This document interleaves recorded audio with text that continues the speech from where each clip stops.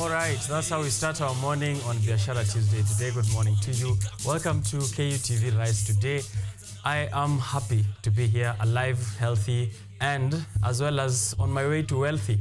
So, how are you doing and where are you watching us from? It's a cold morning in Nairobi, drizzles in the environs. Also, if you're going out for work or for business, ensure you're carrying an umbrella and staying warm. I'll be giving you weather updates in just a short while, but those are the conditions I noticed earlier when I was coming into studio here at KUTV Kenya on the outskirts of the capital city of Kenya. It is 7:10 in the morning and we're kicking off a show that will run all the way to 10 a.m. It's Biashara Tuesday. So when you're interacting with us on social platforms, ensure you are using the hashtag Biashara Tuesday, hashtag Rise Today, and then tag us on the social platforms. Our handles are at KUTV Kenya, mine personally at Richard_OKENYE. The results are in. Mwananchi 1, government 0. Given the 4 weeks of protests which have been there against the government, corruption, the finance bill, and many other issues which have been detailed in the demands, the reducible minimums, the irreducible minimums which have been offered by mostly the young people to the government in terms of what they need to see to show that the government is really taking serious the matters of the cost of living, corruption, debt, and of course many others, as I said, which have been pointed out. The government has taken steps towards meeting the demands of these young people. The first thing that happened was President William Ruto, who sent back the finance bill of 2024 to Parliament and ordered that all the 65 clauses be deleted, which means the government now is operating on a new different budget which isn't pegged on the finance bill of 2024. It is actually the supplementary budget which is presently in front of Parliament for discussion. That budget has been reduced. The figure was initially at around 3.9 trillion Kenyan shillings and it's now at 3.7 trillion Kenyan shillings. So there's a reduction there, and some offices have been affected just as per what the demands were earlier from the young people. One, it was scrapping off of the unnecessary offices, beginning or with the budget lines to some unnecessary offices, beginning with the office of the First Lady, the Second Lady, and as well as the office of the Prime CS. The budgets of those two ladies' offices, the First Lady and the Second Lady, have been reduced by around 1.4 billion Kenyan shillings. Not reduced actually, have been scrapped off. So initially the allocation to the Second Lady, who is the spouse to the Deputy President, was allocated 700 million Kenyan shillings in the previous financial year. This year has been reduced or was reduced to around 500 million, but it has been scrapped. So the office of the First Lady is not getting any money. The office of the Second Lady is not getting any money. There's reduction in the amount which has been allocated to the office of the Prime CS. So the second thing that has taken toll or a blow on President William Ruto's government was after he scrapped most or fired most of his cabinet, save for the Deputy President and the Prime CS. All of this has happened in the past 1 month, 4 weeks of protest and yielding from the government. So the finance bill is out, the cabinet is out, and also now the scrapping of those offices, which, as according to young people and the Kenyan general public view, is that they were unnecessary and unconstitutional. The High Court also has ruled against a couple of things. One is the appointment of the chairperson of KRA. This happened in 2022 under President William Ruto. However, the man in question was appointed under circumstances around the time when he was facing corruption charges in court. And this, he says, were politically instigated, but the court has ruled against him, saying that it will have set a very dangerous precedence if he was allowed to occupy office, regardless of the corruption charges which were levied against him. So Mr. Anthony Mwaura, his appointment to KRA as a chairperson and facing corruption and economic crimes charges, has now been ruled illegal by the High Court. That's another blow to the President William Ruto and his whole government of Kenya Kwanza. More treasury scraps. I will be, of course, looking at that throughout the show in the newspaper review section later on. That will show up and we'll have a look at that fiscal journey of Kenya, trying to reduce our expenditure, trying to reduce our debt, and of course how that is going to affect our next year. One other thing that has happened in the past week is that levy of road maintenance.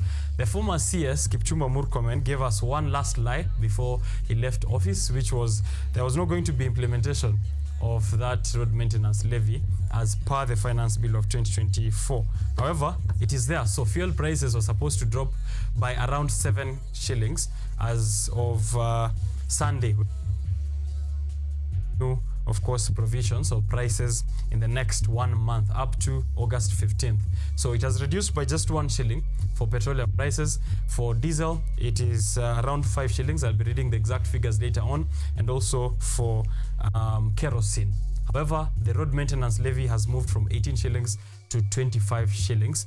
This is regardless of what Kenyans have been protesting against increment of taxes year on. So President William Ruto also came out yesterday to defend that road maintenance levy, saying this is going to be a good way for us to build roads and to maintain our roads and to patch those potholes and to build new roads. But he has also offered a subsidy and assures you that the price of fuel will continue dropping in the next few months regardless of that tax on or that levy which has been applied on your fuel. So I don't know how motorists are feeling this morning out there. I'll be reading the prices in a short while. I'm going out to look at the roads, the updates out there. What is it looking like? But remember, later on, we also do sit down and have conversations here. This morning, we're having a look at gender law. Lots of issues have been facing the country regards to gender issues. We had a femicide march earlier in the year. The first protest of the year actually was a march against femicide, cases of women who were either losing their lives or getting abducted. And this already brought a lot of hit statements from various factions, NGOs, human rights activists. And as recent as this weekend, bodies being retrieved from Kwanjenga at Quarry Dam. This has also been a very intense discussion in the nation for this whole weekend. Bodies totaling up to 12, more of course being retrieved, and that Quarry or that Quarry site has been burnt or was burnt down yesterday by the government. And of course already this is undergoing investigations. A suspect already in custody. The government pathologist is of course we are awaiting the results to see exactly what kind of gruesome activity or what gruesome murder took place on these people whose bodies have been found in sacks at a dam site in Quarry. So conversations on gender law, gender issues, we're having that this morning with Ruth Rotich. Ruth Jebet Rotich is an advocate of the High Court of Kenya.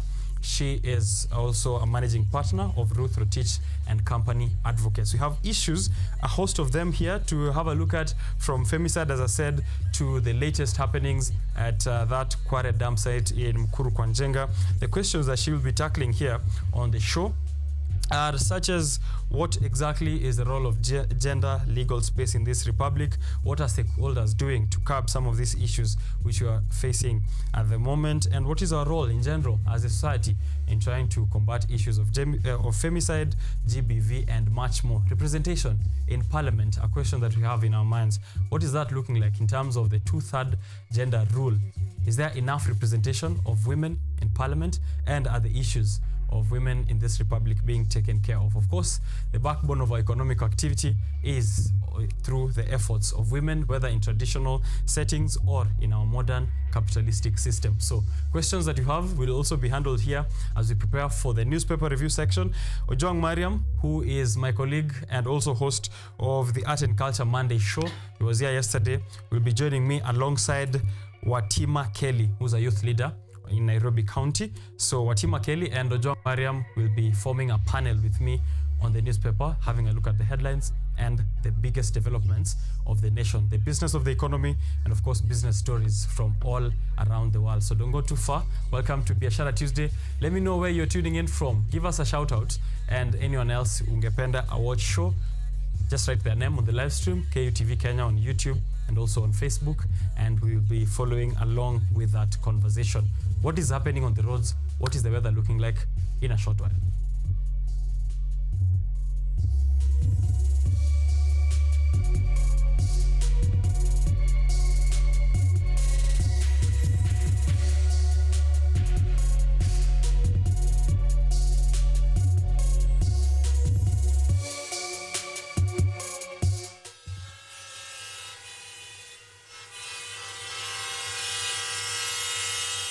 how could I forget to say that the biggest blow to the government in that Mwananchi 1, the government 0, is that there's continued protest. The past 1 week, we've witnessed either protest, demonstrations, picketing, at least every single day in different parts of the Republic. From Monday, Occupy MOH, we had Tuesday, we had other places in the Republic, even in the coastal region.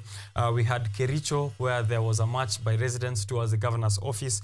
We had in Quarry, when the bodies were found over the weekend, we also saw a march of citizens from Embakasi all the way using Jogoo Road to town just to air their grievances. And today is Occupy CBD, Occupy Everywhere. So this is a day where also young people have given out a notice in different parts of the country, from Nanyuki to Nairobi to Kisumu to Mombasa, that the government should expect them in the streets. And this time, the anti-government protests are against the abductions, the arrests, and the killing of young people who took part in last month's anti-government protest. And I'm sure that the conversation on road maintenance levy is also going to show up. So expect traffic, expect disruption of normal activity in major towns across the Republic. I'll be giving you updates even as they happen while we are on the show. The discussion that will be there later on the newspaper review will also be looking at what this means, the future of the protest, and will there be a solution at the very end. It seems that the steam of young people keeps going up, even as President William Ruto seems to yield to their demands. Whether he fires the cabinet, whether the IG of police resigns, whether he rejects the finance bill, the young people are relentless, saying that their list is long and there's a lot in this journey towards liberation. So we'll be having a look at that. But in the meantime, Thika Road kunaka aje? Hakuna the usual traffic from the pedestrian Nairobi, who's giving us that information. Anasema bado anacheka juu hizo mambo za police kutokea leo ni nazi time. Ako Thika Road. I'd love to know where on Thika Road unazi time ati hizo mambo za police. Ni mambo ya police ama ni ya citizens? But tuambie, amkeni bwana, fare ni half price to Nairobi CBD. Hashtag maandamano, hashtag Tuesday is Tuesday. That's what pedestrian Nairobi also is adding on top of the updates. I see that Okia Omtata saying the KK government should stop this madness and obsession to lying to the people of the Sovereign Republic of Kenya. Road maintenance levy has been raised from 18 shillings to 25 as reflected in July to August EPRA fuel price review. Why then did we spend public funds on public participation? That is the question. So I have the figures here in what you can expect at the pump for the prices of super petrol, diesel, and kerosene. And this is mostly for Nairobi, Mombasa, and Kisumu. I'm sure just a slight difference in other towns, maybe by a shilling or a few cents. So for petrol, 188.84 for 1 liter of petrol. And for diesel, it is at 171.60 shillings. And for kerosene, 161. So 161 for kerosene a liter, 171 for kerosene for diesel per liter. And for super petrol, 188. There's a breakdown here by EPRA on what goes where. Road maintenance levy is 25 shillings. There's petroleum development levy, railway development levy, anti-adulteration levy, import declaration fee, merchant shipping fee, value added tax, excess duty. It's a lot. The landing cost is very little, but the amount of money that is there on top is taxes. So the landing cost for petrol is 92 shillings. If you are to get it at the cost that it gets to Kenya is 92 bob, but now you have to pay 188. That top up of around 88 plus 8, that's 100. Top up of 96, yes, 96 shillings there. Yeah, that's taxes. Taxes are more than what the landing cost is at. Unasikiaje huko barabarani? Let us know if you're out there kunakaaje. Also here, close call. Be careful on the roads. Here, a picture of someone at Kangundo Road behind a tracker. Anasema be careful when you're behind them. It was a close call indeed. A video shared there. I've just paid transport for 10 young people who are heading to town for Occupy Everywhere. Viva. We are proud of you young men and women who are fighting for us. That's Edu Jonah. Ako kwa matatu analipia watu. Fair. Are you waiting for Haile Selassie Road to be a quarry so that you can fix it? Kura Roads. Why is it that we have deep potholes everywhere, yet we have road maintenance fee that you keep charging? So that's a concern from Candice on the road there. Thika Road, again, clear all the way to town. People are avoiding that direction. Kunakaa vizuri sana Outer Ring Road from the vantage point of someone here at what is this here? Mutindwa Footbridge. Kunakaa salama sana. So Outer Ring Road, Thika Road, Kiambu Road, no updates there. Looking good. Haile Selassie complaint on the potholes and also road maintenance levy, a conversation. Anthony Mutua adding on there saying, how do we trust this government? Road maintenance levy is now at 25. Just a week since there was PR initiated public participation by the Ministry of Transport. In whose hands are we safe? Motorists are asking out there. In whose hands are we safe? Those are the road updates. Kidogo nisahau weather updates. It's 15 degrees Celsius right about now where I'm at today. You can expect highs of 22 degrees Celsius. It is going to be cloudy all through. Chances of precipitation. Hourly here I see from now till around 12 kutakuwa cloudy, and then from 2 p.m. all the way to tomorrow it will be raining till 6 a.m. So beware of that information. I have here winds of 6 miles per hour. So moderate winds. The most important thing you should be aware of is the cold temperatures expected during the day. Lows of 15 degrees and highs of 22 degrees Celsius. So it's not going to be even close to room temperature today. Dress warmly, carry an umbrella just in case you're in places where there is rainfall expected. Now, going to take a short break, and then I am back with the conversations I told you about earlier. The gender conversation, gender rule, how strong is it in this republic, and what can we understand from a legal perspective of Ruth Rotich, who's actually already here at KUTV studios with us, just waiting to bring her on board, and then later we have a look at the papers. Grab yourself a cup of coffee, hot beverage. I'll be right back. Leave a comment.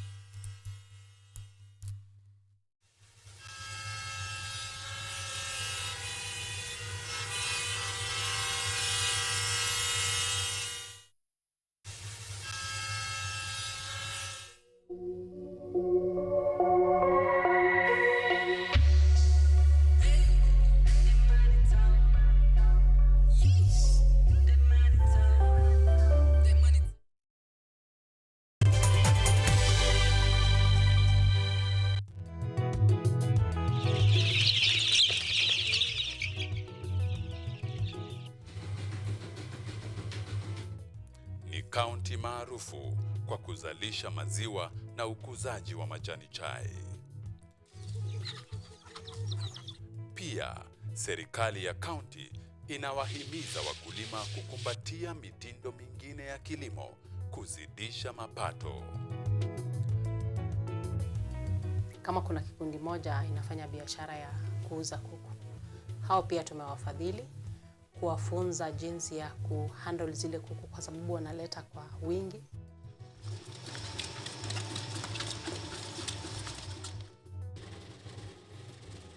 Haya yote tunakuletea katika Boresha Kilimo, toleo la kaunti ya Bomet.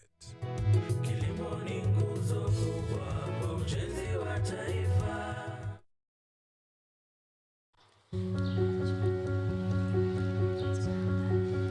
Courageous warriors of endometriosis are sharing their stories of challenges and triumph. They went through nightmares. It's been a climb. It's been a mountain climb. I was shocked. I didn't know what to think. I didn't know what this meant. I'd read about it in the textbook. Later experienced in their lives. But the textbooks don't prepare you for the human experience of an accident that led to a diagnosis. And when I went to the hospital, they had tests done on that, a biopsy, and from that is when they diagnosed that I had endometriosis. Now, 1 out of 10 women of productive age in Kenya has endometriosis. The pain that comes with it. I used to have terrible, horrible cramps. The stigma. Some of my friends in school, telling me, this was just me trying to make an excuse. Yet the cause of this painful and chronic disease remains unknown. Join me, Kipto Hilda, as I share the stories of resilience and hope following the trails of women who have battled endometriosis.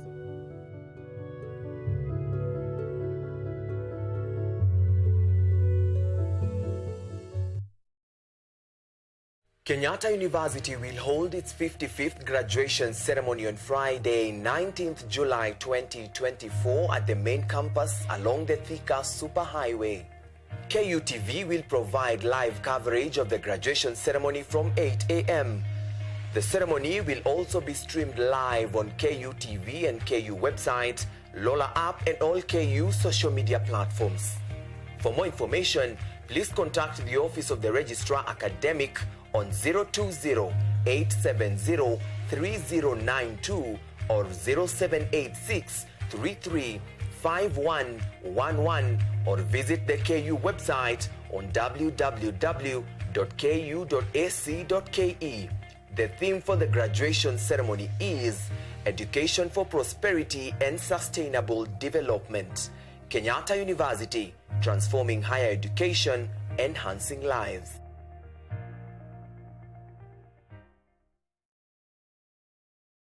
Are you an aspiring media practitioner, a graduate, or you just want to advance your skills in television production? Then welcome to Kenyatta University, where education meets innovation. KUTV, the premier university television station in Kenya, is now offering short courses in TV studio, field technical operations, and video editing.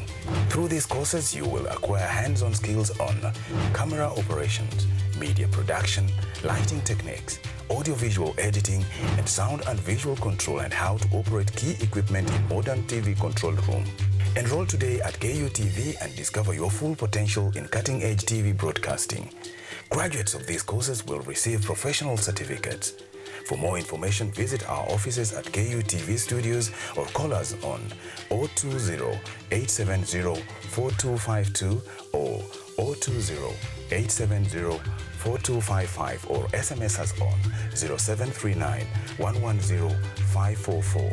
KUTV, a new experience.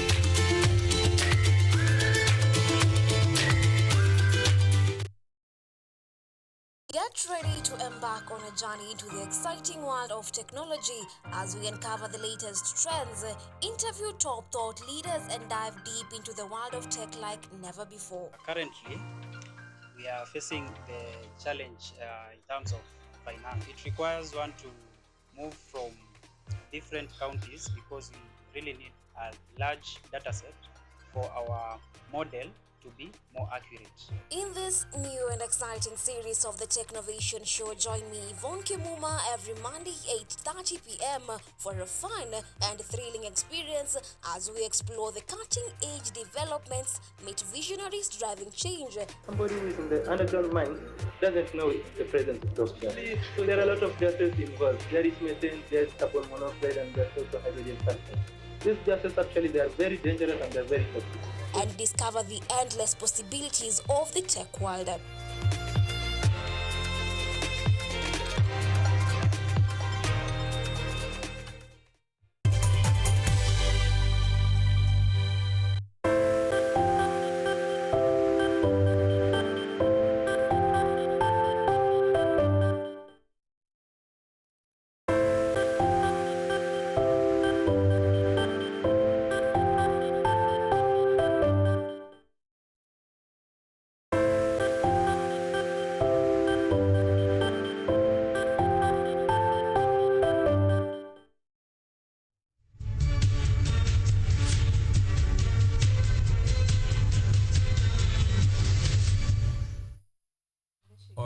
All right. Welcome back to Biashara Tuesday. Thank you for keeping it here on social media platforms. It's at KUTV Kenya, at Richard_OKENYE. Please tag me. Halafu kwa comment section unasema where are you watching the show from. It's important we see how far tumefika. If you're in diaspora, that's the link there for you, so that usiseme you can't find it on your TV channels or anything. We have a live stream there. I see already Ojwang Mariam, who's going to be here with us in a short while in the newspaper review section. Anasema, good morning watu wanaenda CBD. Richard Okenye amesema hapo kwa weather focus ati ni mawingu na manyunyu wacha tufanye newspaper review. We tell you how Kenya looks like jana and today. Biashara Tuesday is live on KUTV, and that's when I do a retweet. So when you tag me, I see that, I read it, I retweet it. That's how we do it all the way to 10. Remember, live stream, YouTube KUTV Kenya, on Twitter at KUTV_Kenya, at Richard_Kenye. I'll be looking at all the people who are tuning in. OCS001 also, well, hasn't told us where they're watching from, but also tuning in. We'll be following through all those comments as the show goes on. Now, we have to have a very serious discussion on gender issues in the Republic, and it's coming at a very apt time, given what has happened over the weekend.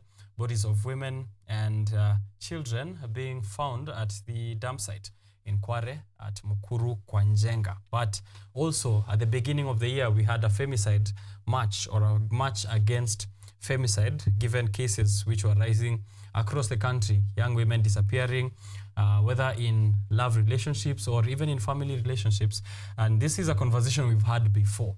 How is it in Parliament also in terms of representation? I was looking at the current assembly, the 13th Parliament, and 290 members elected, 47 are women. 47 out of 290. Is that enough representation?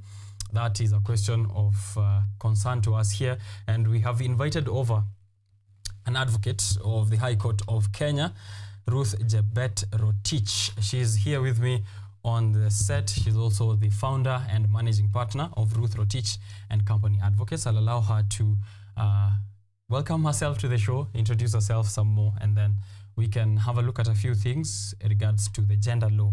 Are we following that through and through? And what can we do to make it better collectively as a responsibility of every citizen? This is a conversation coming to you from Biashara Tuesday. Welcome to the show, Ruth. Thank you so much, Richard. Excited to have you here and for the conversation of the day. How are you doing, first of all? I'm doing great. Yes, given the circumstances in the nation, it's important that I get to know that we are on the same page. Yes. Yeah, you're alive and healthy. Yes, I thank God. Great. Please introduce yourself to our audience, and then we can get into it. Thank you so much. My name is Ruth Jebet Rotich. I'm an advocate of the High Court of Kenya, founder and managing partner of Ruth Rotich and Company Advocates, a gender law expert, and passionate about gender issues and women's rights. I am a feminist, a radical feminist, and I advocate for gender equality and access to resources in equal nature. Thank you so much. All right. Given, I have a very, you've mentioned that you're a feminist, a radical feminist at that. A question that, is in the minds of many usually is, can we all be feminists? Or are we all feminists? And what makes one a feminist? Given I am also discussing gender issues here, does that qualify me as a feminist, or what exactly is the, that red dot on the forehead? Yes, you can. You can. Mm-hmm. It's a choice. Mm-hmm. We can all be feminists. We can all advocate for women rights. Mm-hmm. So it's possible. And as a radical feminist, I believe in ensuring that women get access to education, access to jobs that men are dominating, and also to be able to just be free and express themselves in a way that they do not feel like, because of their gender, they are not given a chance for their voices to be heard. So it's all about choice. Okay. Yeah.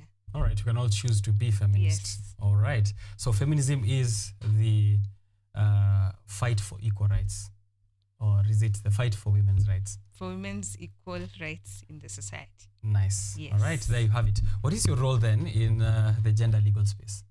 As a gender law expert, I am very passionate and particular whenever it comes to advocating for women's rights, educating women on issues that really affect them, especially gender-based violence, sexual gender-based violence, and also their rights, basically access to basic needs, and also their constitutional rights. That's my role. Mhm. Because when I write about these issues, women can be able to come out and also to say, yes, this I did not know about this. So it is basically to educate them and also to represent them in court Okay. as an advocate. All right. So beyond Yes. legal expertise, you do advocate for women's rights within the legal system and even Yes, beyond that. yes, All I right. do.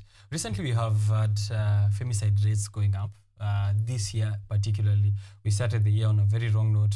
I think January, February. That's when we had those very many cases coming up. What are some of these legal or societal factors which are contributing to the issue to begin with?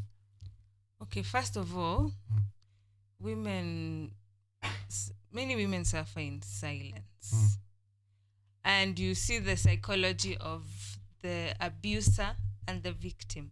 That relationship is what leads the victims to the abuser. They want to go away, but they're being lured back. So that the societal factor is that maybe it's the husband is abusing the wife, and the wife wants to stay because of the children, and so this cycle continues until it reaches a point where they're killed.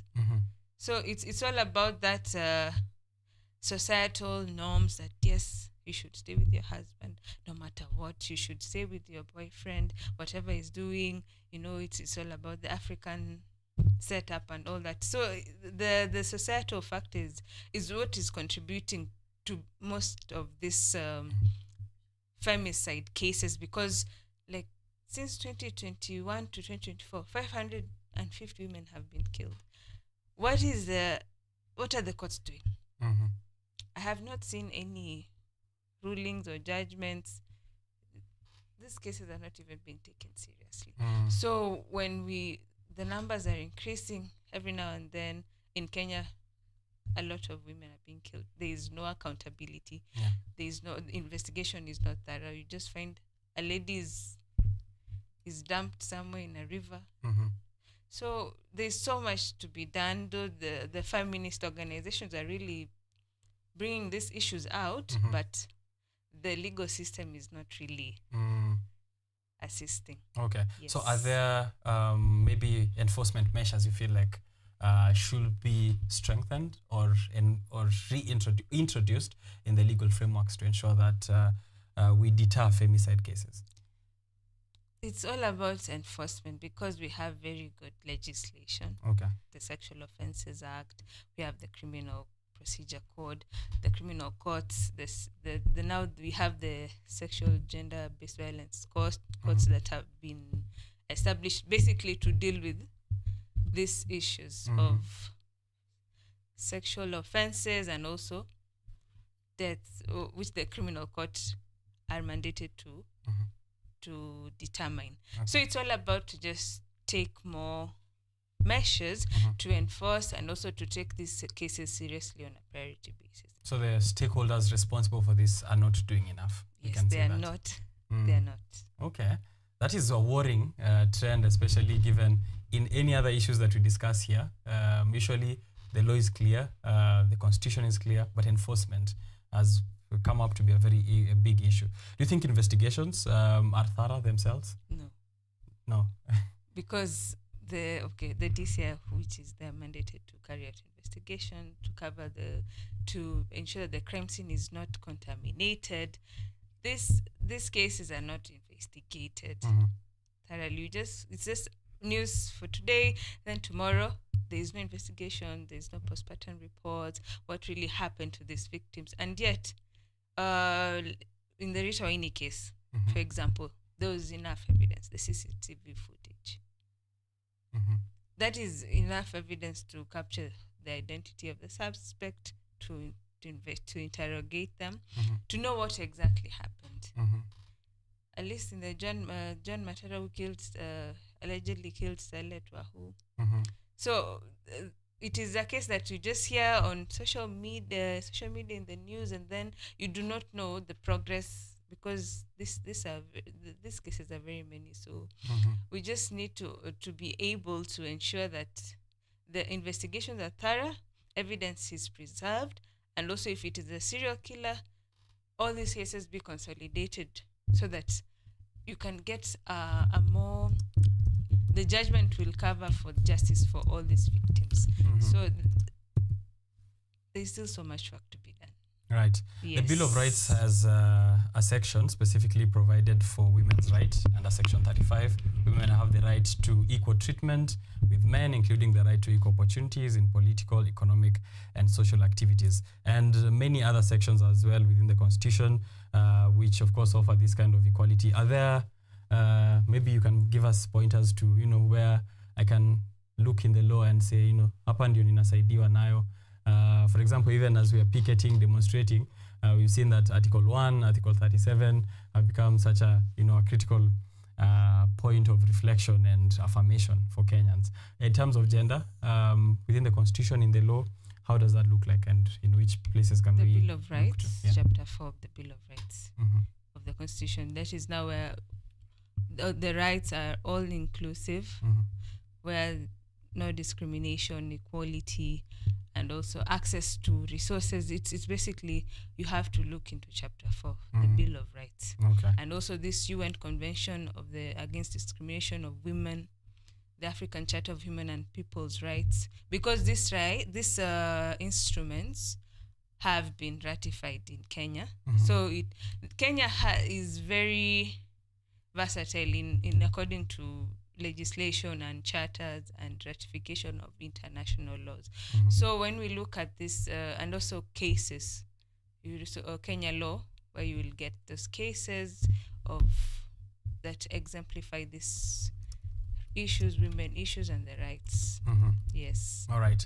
I'm looking also at Article 27 of the Constitution of Kenya, which provides that the state shall take steps to ensure that not more than 2/3 of members of all elective and appointive positions are not of the same gender. So to ensure that we have a 2/3 gender rule, basically. But when you have a look at the National Assembly, has this been achieved since 2010? No. And how come we still have a parliament running? Shouldn't that be grounds for dissolution? The law is clear.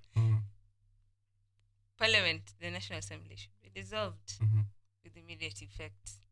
But now, efforts to do that have not succeeded. But that is what should happen. What have the efforts been looking like? Are there people who've pointed out to this issue? Yes, CJ Emeritus David Maraga. Yes. Okay.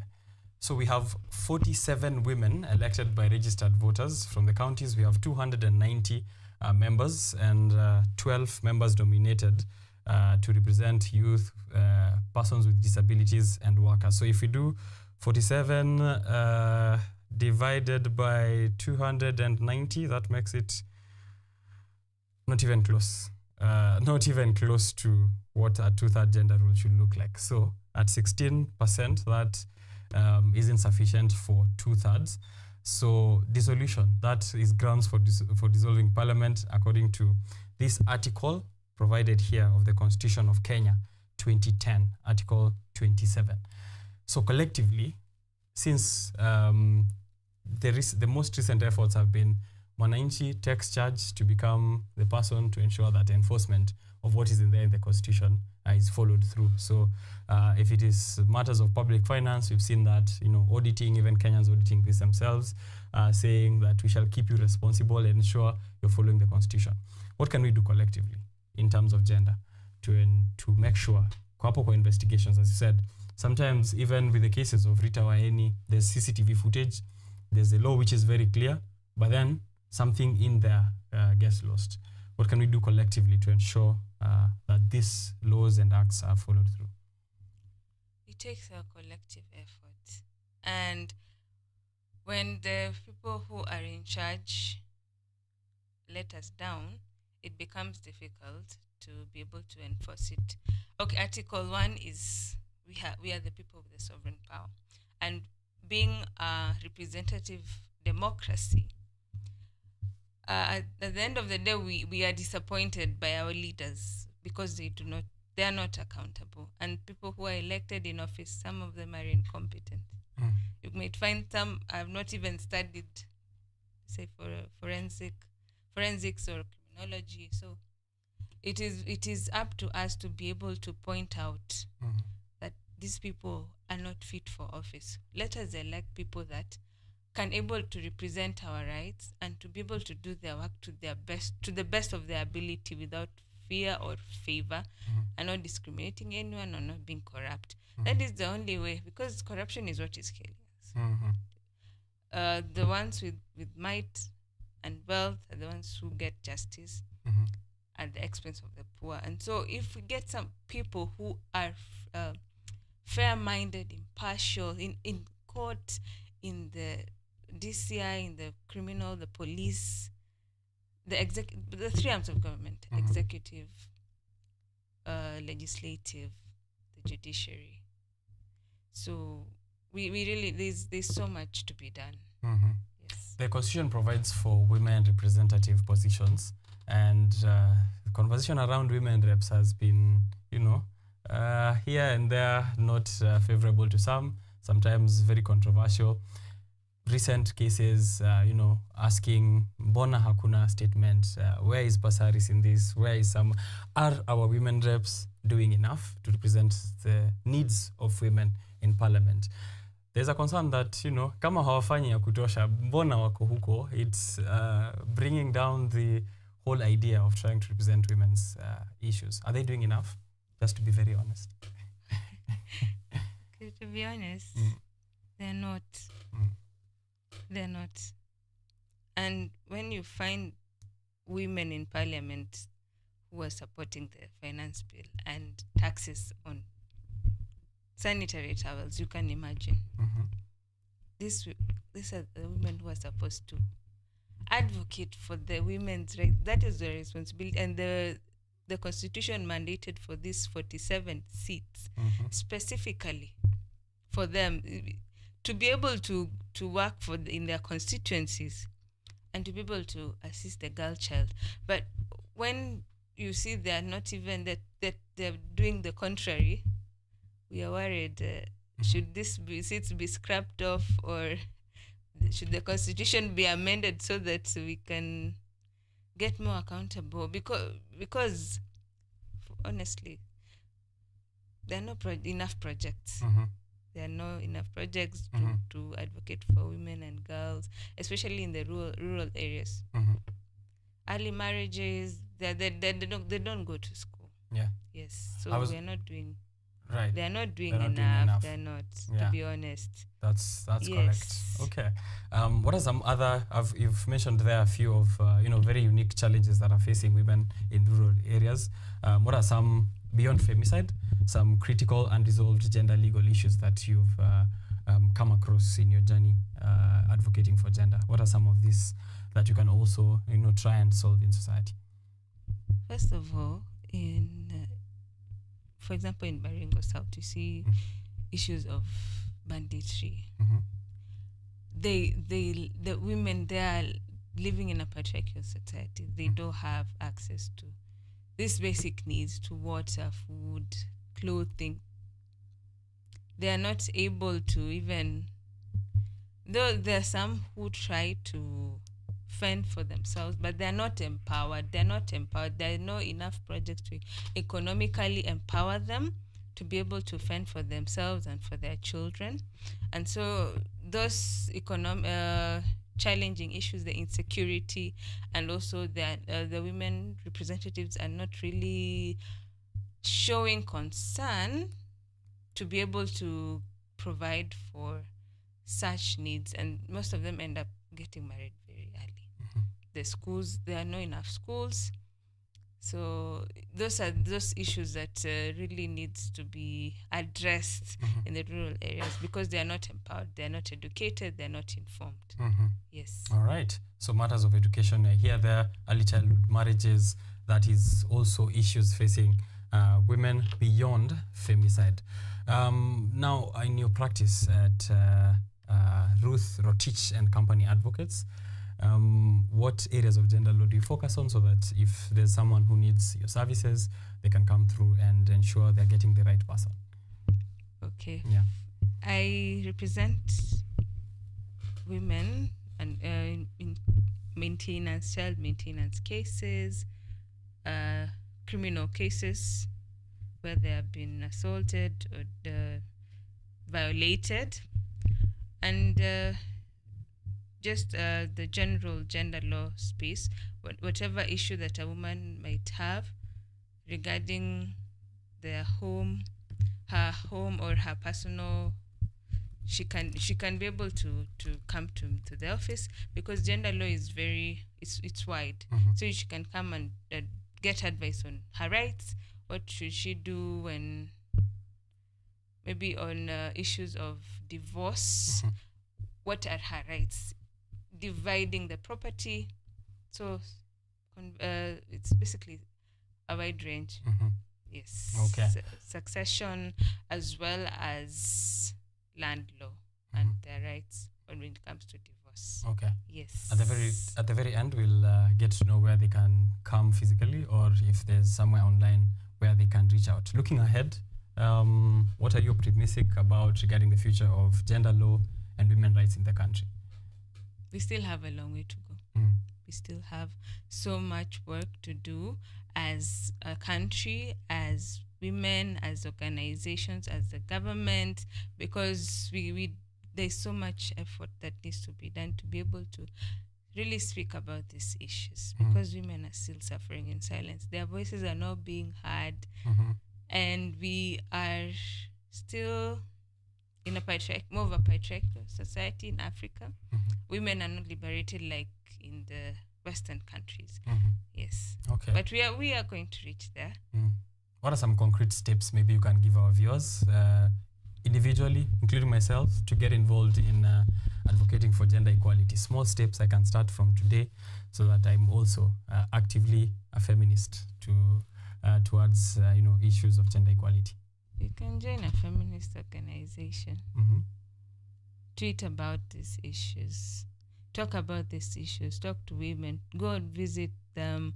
Visit girls' schools. Talk to girls. Just ensure that they have a voice. They know that they are being cared for and they're not being discriminated in any way, because those are those issues that they feel like they're being biased, they're being discriminated or being violated, or even also online. Let's treat each other with respect. Yes. Okay.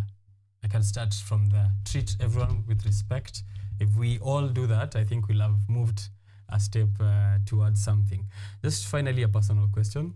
When people are advocating for issues, especially in areas of social justice, it can take a toll on you mentally. When I speak to guys who either are, doing outreach in slum areas, seeing the difficulties of teaching in those areas, or teachers who are in places like Garissa, insecurity, banditry in the Rift Valley region, it can take a toll on you. You looking at these cases, bodies being dumped, people being killed, young women going missing. How do you ensure you are keeping in check so that you're still fighting, but it doesn't, it can also mess up with your psyche? Yes, Yeah. because mental health is very key. Because these cases are very mind-boggling, and you will feel the victim, because there's having handled such cases, it takes a lot. And also mentally, you think about what was happening, what was in the mind of the predator, what was he thinking What if it was me? to perform such horrific acts. It's not easy. So that I really feel for women. And to cope with that, it's all about just having a box in your mind to be able to just place it there and forget it, because these are issues that you're going to hear, you're going to see every day. So it's all about your mental intelligence and to be able to just face it and forget about it. But I cannot say it's a really absolute way of dealing with it, because these are very serious issues. Yes. Right. So it's all about just also pray to God and talk to your person, to your confidant, who can be able to understand, and also be able to understand the work that you do is very demanding, and also it takes a toll on you, on your mental health. But just keep it in check. Be positive, and also just don't let it get to you so that until you cannot be able to assist other people because of that trauma that they have been facing. Because I have talked to women in Kawangware. They're really facing a lot sexual gender-based violence, and minors are getting pregnant. A girl who is 17, but she has a child. It's really sad because when they talk about the issues of their husbands beating them till like they're almost dead. Yeah, and they cannot report them. So you feel so disappointed, or even the legal system where they don't have faith in it. They might just say, I'll go report, and then nothing will happen. So when you talk to them, you'll just understand that it goes that deep. So it's all about taking care of yourself, being positive. And I think that's why we need everyone in the fight, isn't it? Yes, we do.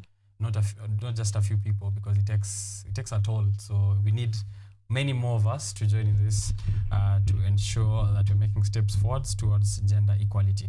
Thank you very much for, of course, that outlook on gender law and gender equality.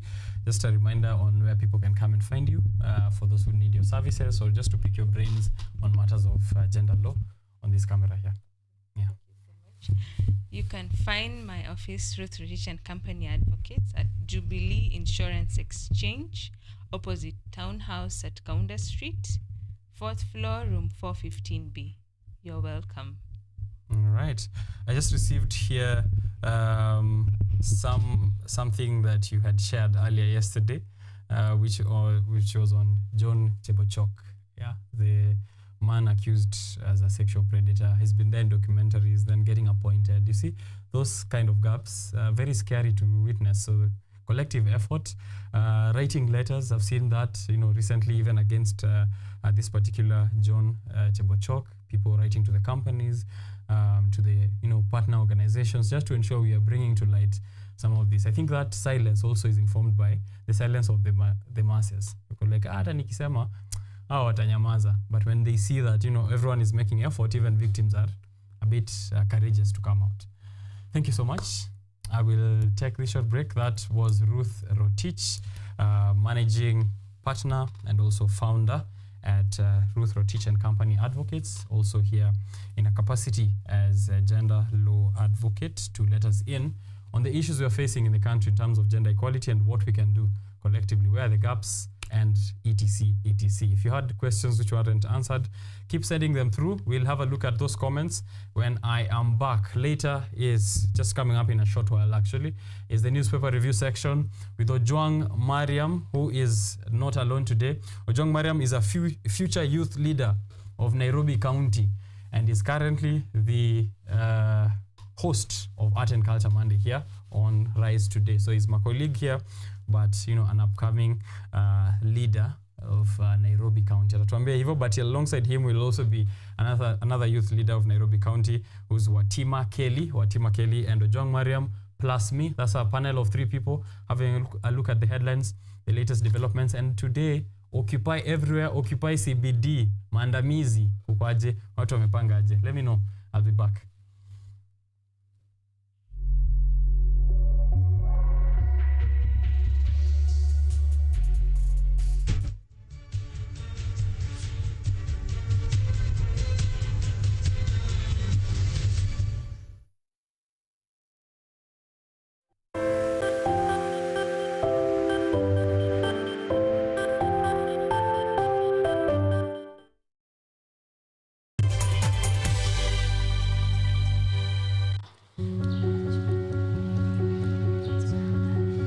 Courageous warriors of endometriosis are sharing their stories of challenges and triumph. They went through nightmares. It's been a climb. It's been a mountain climb. I was shocked. I didn't know what to think. I didn't know what this meant. I'd read about it in the textbook. Later experienced in their lives. But the textbooks don't prepare you for the human experience of an accident that led to a diagnosis. hospital. They had tests done on that, a biopsy, and from that is when they diagnosed that I had endometriosis. Now, 1 out of 10 women of productive age in Kenya has endometriosis. The pain that comes with it. I used to have terrible, horrible cramps. The stigma. Some of my friends in school, telling me, this was just me trying to make an excuse. Yet, the cause of this painful and chronic disease remains unknown. Join me, Kipto Hilda, as I share the stories of resilience and hope following the trails of women who have battled endometriosis.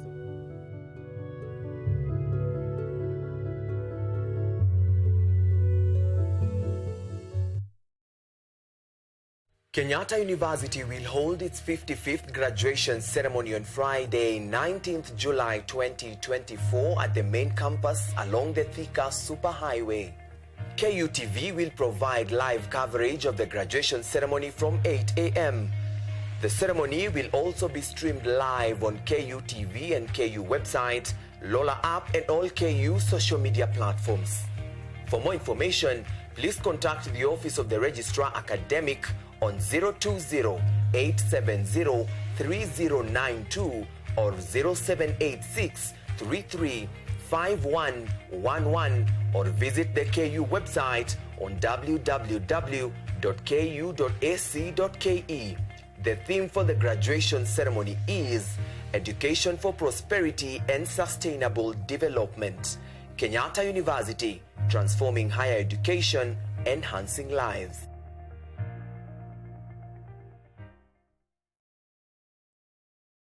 Are you an aspiring media practitioner, a graduate, or you just want to advance your skills in television production? Then welcome to Kenyatta University, where education meets innovation. KUTV, the premier university television station in Kenya, is now offering short courses in TV studio, field technical operations, and video editing. Through these courses, you will acquire hands-on skills on camera operations, media production, lighting techniques, audiovisual editing, and sound and visual control, and how to operate key equipment in modern TV control room. Enroll today at KUTV and discover your full potential in cutting-edge TV broadcasting. Graduates of these courses will receive professional certificates. For more information, visit our offices at KUTV Studios or call us on 020-870-4252 or 020-870-4255 or SMS us on 0739-110-544. KUTV, a new experience.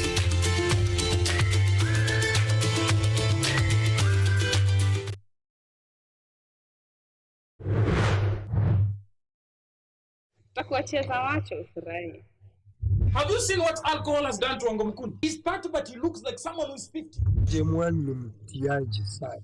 Pilipili ya sio ila. Si shati ya iname. Unatutishia na suti. Suti tuliachia maiti. Mimi nafikiri nishakuwa alcoholic. Hii ya wazungu. Weki ilio ni mlevi. Mkundi ni wangu. And no one can tune me. Na wapi mayai? Ama hicho unataka nibatize nayo majirani? Kuna mayai yako ulitaga hapa nikakataa kukupikia. Kama unataka mayai, kapike hizo zako.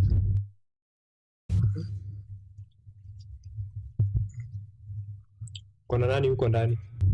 I never knew that counselors now are advising lampistic men of your kind on how to zip their trousers. You know what? What you deserve is not a counselor, but some whips on your buttocks, man.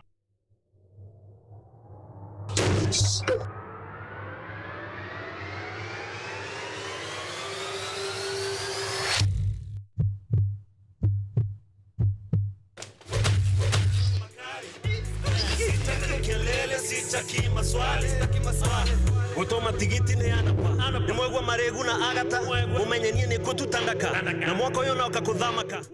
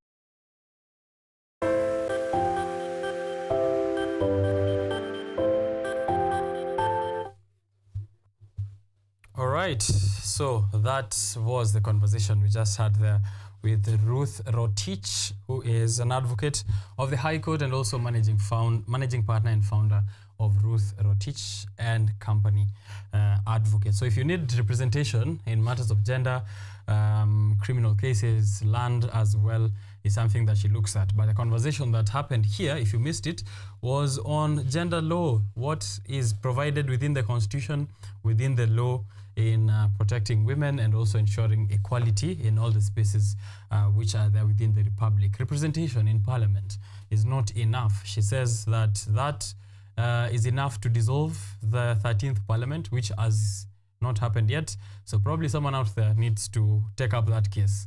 Maybe that someone is me, but that's the information. We have 47 women elected as women representatives across the country. Are they doing enough?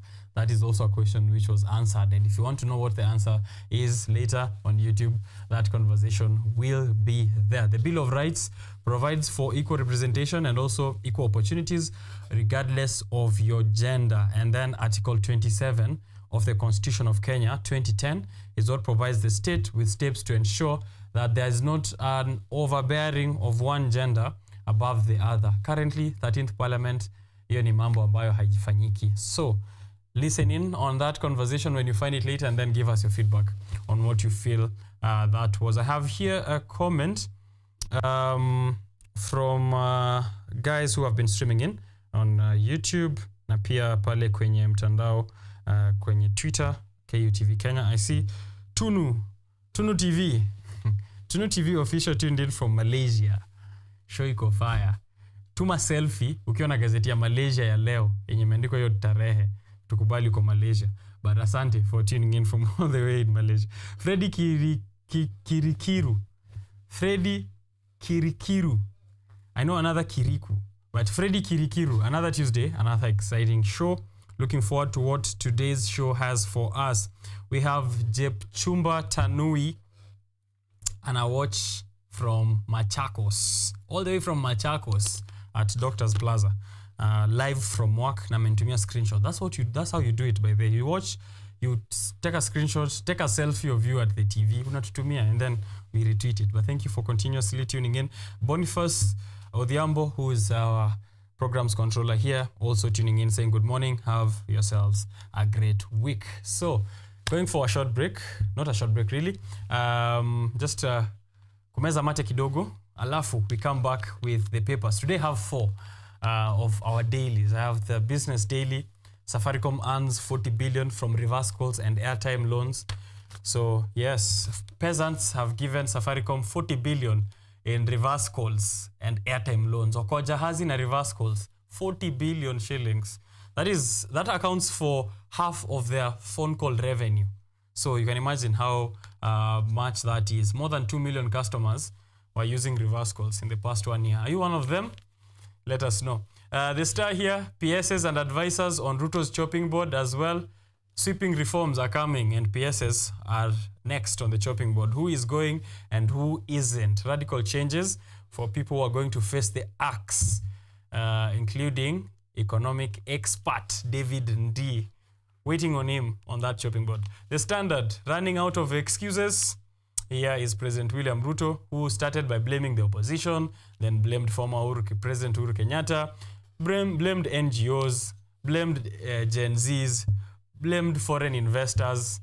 So we will see who exactly is supposed to bear this blame. Running out of excuses. That's what the Standard is calling it. The Daily Nation, is this man the serial killer of Quarry?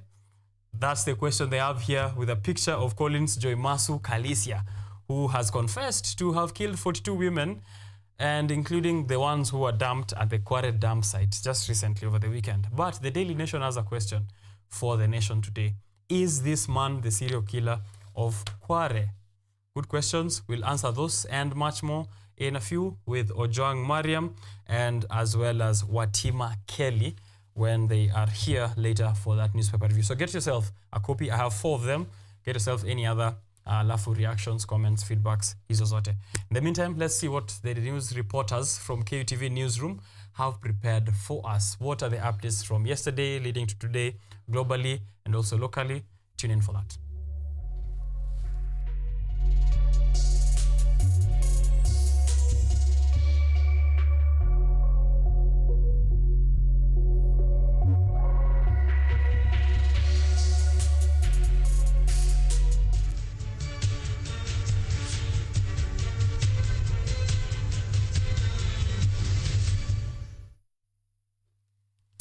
Right, we begin with that big question on the Daily Nation. Is this man the serial killer of Quarry? DCI officers, as of yesterday morning at 1 a.m., arrested a prime suspect responsible for the murder of the bodies discovered at Quarry dam site in Mkuru, Kwanjenga.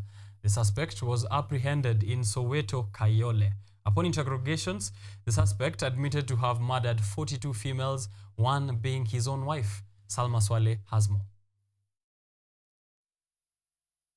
Earlier today at 1 a.m., police have arrested Quarry body discovery prime suspect Collins Jumaisa Arusha of the age of 33.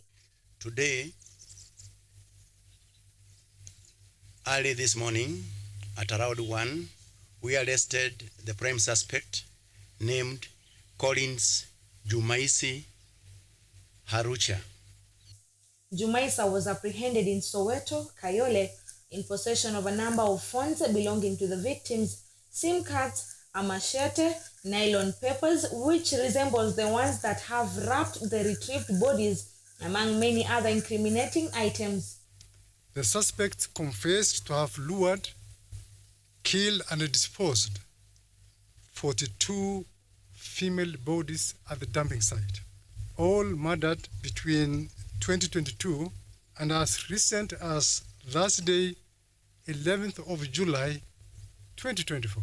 Unfortunately, and this is very sad, the suspect alleged that the first victim was his wife, namely Imelda Judith Halenya. Upon interrogation, the suspect has confessed to luring, killing and disposing of 42 female bodies at the Quarry dam site since 2022, with the most recent murder occurring on Thursday, July 11th, 2024. His first victim was allegedly his wife, Imelda Judith Halenya, whom he strangled and dismembered his body out of bitterness after she squandered 2 business he started for her. We call upon the families who reasonably believe that their loved ones may have fallen prey to these macabre murders, to these reprehensible acts of what I can only call a vampire, to report to our DCI headquarters or to any other DCI office or the nearest police station for that matter. The DCI has described the suspect as a psychopathic serial killer with no respect for human life, referring to him as a vampire. However, families who may be affected or whom are in search of their loved ones are urged to report to DCI headquarters. His pursuit and subsequent arrest followed a very thorough forensic analysis of a mobile phone that belonged to one of the victims, namely Josephine Mulongo Owino, where some mobile money transactions were conducted on the very day Josephine went missing. 2 suspects have been arrested so far, with one potentially being an accomplice. The DCI has reported that investigation continues and will keep Kenyans updated as more information becomes available. Amin also stated that so far, 9 bodies have been retrieved and post-mortem examinations are ongoing. Salma Swaleh, KUTV. So on that was the DCI, Mohammed Amin, and right of him was the acting IG of police, who just took over after the resignations we saw last week from the former IG, Japhet Koome. So now we have acting IG as Douglas Kanja. They were addressing the journalists yesterday in regards to the arrest of that suspect of the murders at Quarry and more. So he's been doing this since 2022.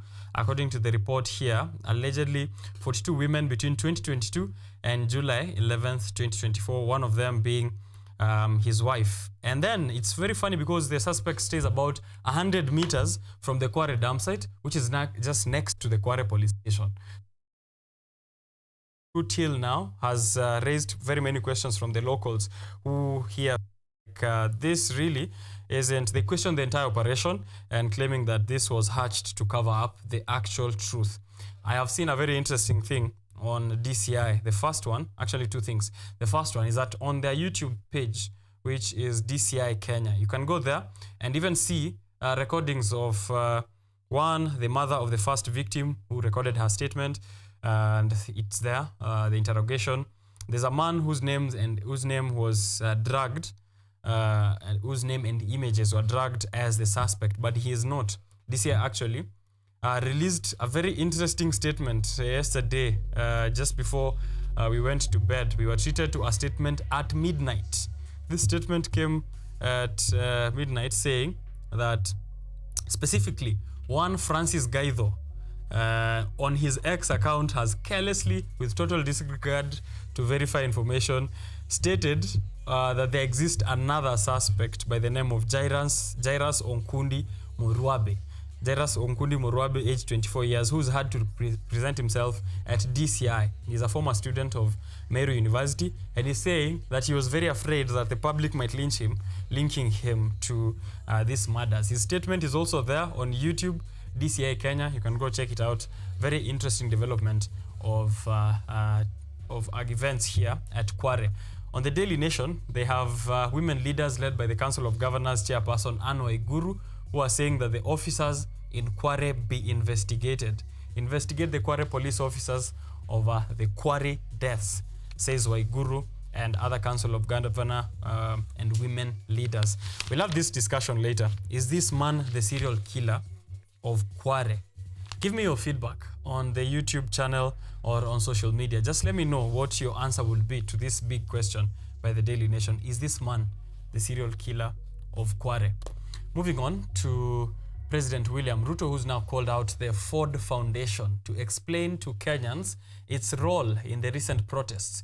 In his call for unity, President Ruto outlined that the youth are not available for retrogressive assignments and called on Kenyans to be cooperative, even as he embarks in the cabinet-making process as one of the ways of combating corruption in the country.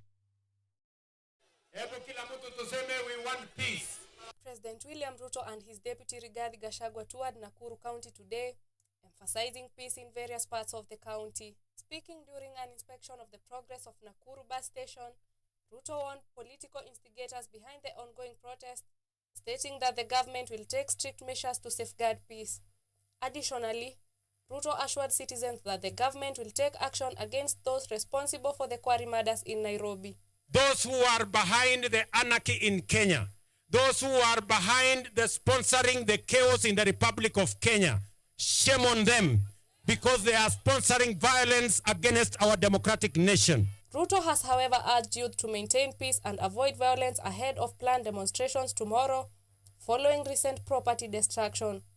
He stressed the importance of dialogue and peaceful solutions to resolve the nation's challenges, urging youth to collaborate with the government for national development and stability.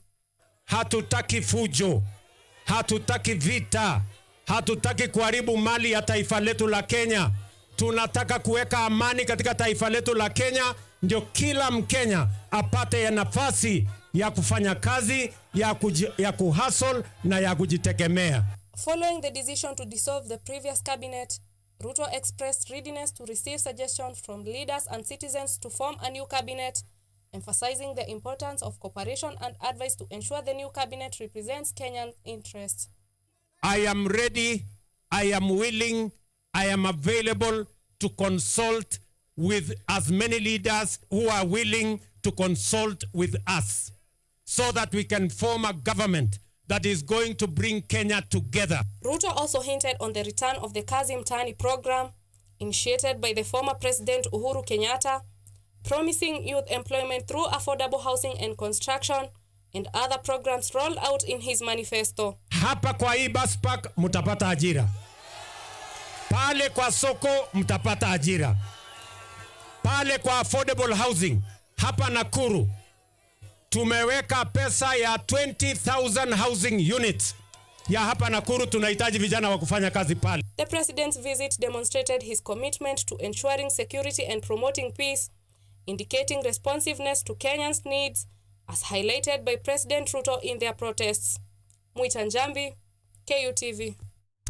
Right, President William Ruto there anatenga tena na kuplan. Now, Who is the Ford Foundation? That's the question that I had before coming on to this show. Who exactly is this organization that President William Ruto is blaming to offering grants to Gen Z protesters or funding the protests? So I had a look and came up with a bit of information I feel like I should share for you to judge for yourself. Since the Standard is saying, running out of excuses. President William Ruto pointing fingers to everyone, and the latest one is pointing towards the Ford Foundation. So who exactly is the Ford Foundation? Let me give you quick information. They have their headquarters in New York City. The Ford Foundation is currently ranked as the 11th wealthiest foundation globally, with 1.87 trillion Kenyan shillings in endowment. This is about 13.7 billion USD. If you're using 129 shillings, the current exchange rate, this translates to 1.87 trillion endowment. 11th wealthiest foundation globally, just behind notable names like the Bill and Melinda Foundation, the MasterCard Foundation, and other. It has its operations in Kenya and the larger East African region for decades. The Nairobi office was opened in 1963. On their website, the organization says in East Africa, it supports open civic space, civil society, and public dialogue with the government to ensure Kenyans, Ugandans, and Tanzanians can contribute to shaping society. Ford Foundation adds that it supports efforts to advance principles of open government and civil society. It's prominently known for its grants, including helping establish the University of Nairobi in 1963 and giving significant grants to universities all over East Africa to invest in the region's future. To invest in the region's future is what it is like in their statement. So let me give you a few updates from this year, which I was having a look at and thought maybe this is why President William Ruto feels or is trying to point us that direction of Ford Foundation. In April this year, for instance, the foundation announced a creativity and civic space grant initiative with 162 million in terms of grant committed towards creativity and civic space. Among the grantees of this 162 million in April of this year include Story Zetu, which is a theatre collective, and another theatre collective which is a bit more familiar to most of us, Too Early for Birds. So they are the ones who won this 162.5 million grant initiative by the Ford Foundation, which has produced severally Too Early for Birds has actually produced several critically acclaimed stage plays which are around issues of politics. A month prior to this, in March, the foundation had announced that 2 Kenyans amongst its international 26-member cohort of their Global Fellowship cohort, Ford Global Fellowship cohort of 2024 has 26 members. 2 of them are Kenyans, and one of those Kenyans is Willie Oeba, a spoken word artist and gender advocate, and the other is Ashura Michael, who received a no strings attached $25,000 stipend. If you translate that to the current exchange rates, it should be 3.25 million Kenyan shillings. Other locally based entities which the Ford Foundation has supported include the Nairobi Arts Trust, the United Nations Development Program in Kenya, Albinism Society of Kenya, the Law Society of Kenya, Beyond Zero, and Amnesty International. So, can you point out and see where exactly President William Ruto feels this money has been channeled to and who is involved? That's food for thought for you. Let's move on to other issues on the roads. Following the dismissal of Transport Cabinet Secretary Kipchumba Murkomen, road safety groups led by Kenya Road Safety Association Chairman David Quarry are calling for a complete overhaul of the National Transport and Safety Authority, NTSA.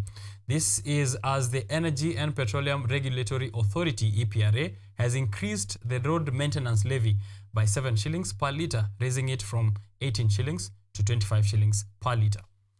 The Energy and Petroleum Regulatory Authority hiked the road maintenance levy by 7 shillings, increasing it from 18 shillings to 25 shillings. This follows a proposal by the Kenya Roads Board to bridge the financing gap for road maintenance. Despite the hike, fuel prices have seen a slight decrease as follows.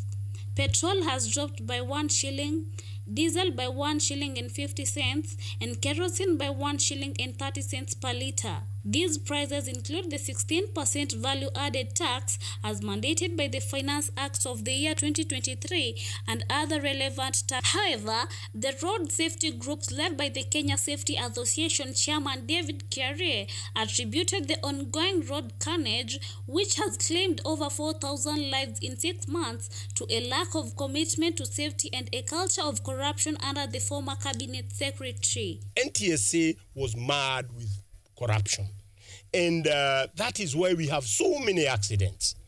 NTSA should be the first thing to be cleaned because there is a lot of corruption in that area.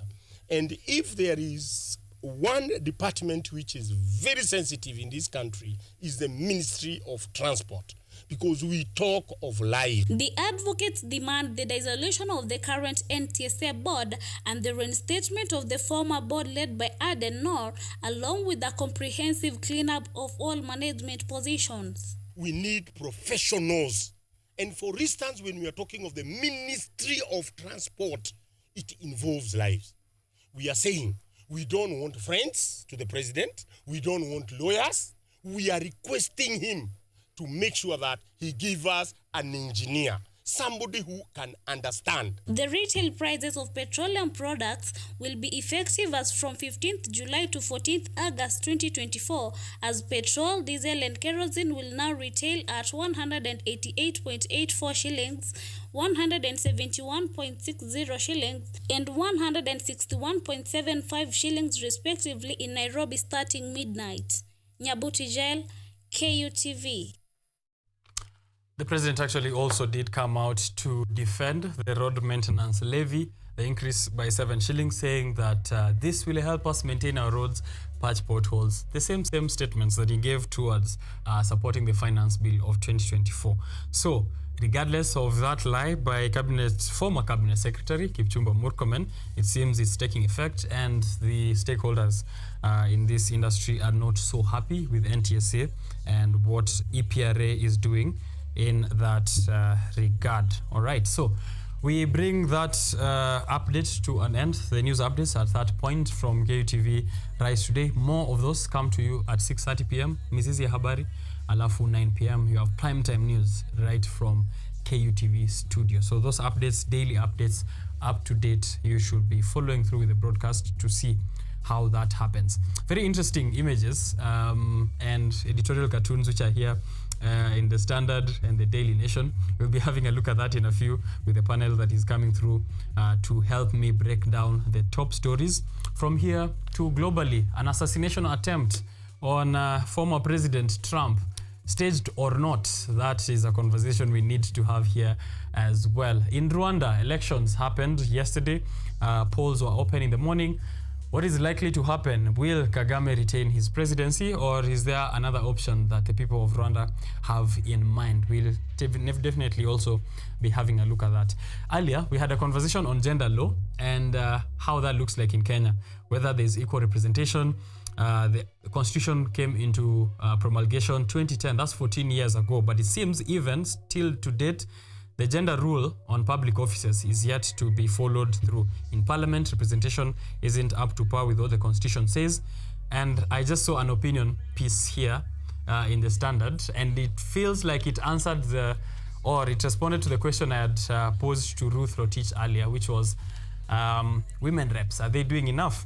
I will just pick an excerpt from page 14 of the Standard where Njahira Getahi has a very interesting piece, and she says, to quote her, it is curious that after over 60 years of poor leadership at the hands of hundreds of men, the accusing finger of society always points at 47 county women representatives. That is part of what she has written here in what is titled as "To Guard Our Women Better, Let's First Implement the Constitution." Kenya needs to understand that the way they treat their living women will inevitably seep into how they treat their missing and dead. Think about that as we come back with the papers of the day.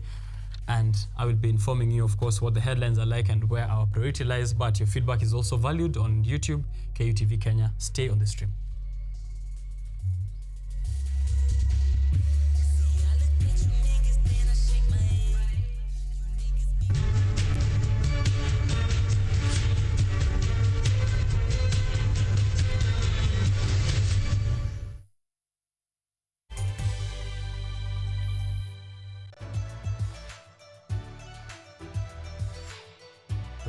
Jakub Petri. I'm Associate Professor in the Institute of Philosophy of Jagiellonian University in Krakow, Poland. And I'm the main coordinator of the Cafe project, which is being here hosted by Kenyatta University. My name is Ewa Hudoba. I am a project manager in this consortium. Keep watching cutting-edge research at Kenyatta University Television.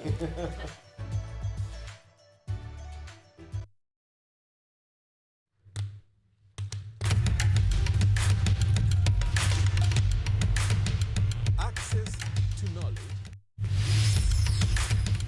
Solution to unanswered questions.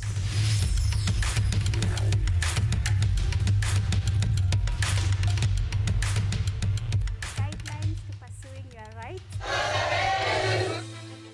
and repossessing your property, intellectual or material.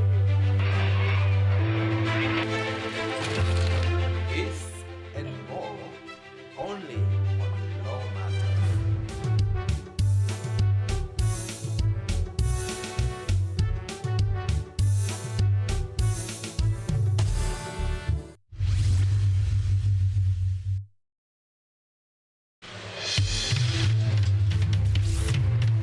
Tunachimba hadi mizizi kukuletea yanayojiri. So mimi naomba tu serikali yetu ya Mungu ibarikiwe na Mungu iweze kuteremsha bei ya mafuta Yanayokukumba tuna maizi, tunakutetea sisiri. Ukweli ni spesheli tukikupambia makala ya mwanamke mwake. Utasema hupendi mizizi ya habari. Nami Caroline.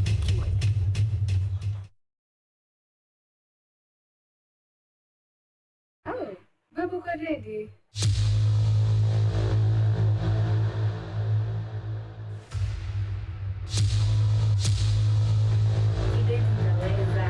Usijali. But guess ni mbona nani hajaweza? Alright guys, poleni sana for being away. Continue tapping on the screen.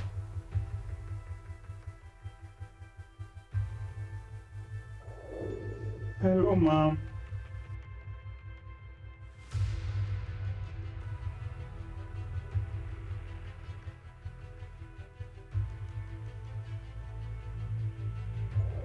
Tukusanyukire siba buruji sebo.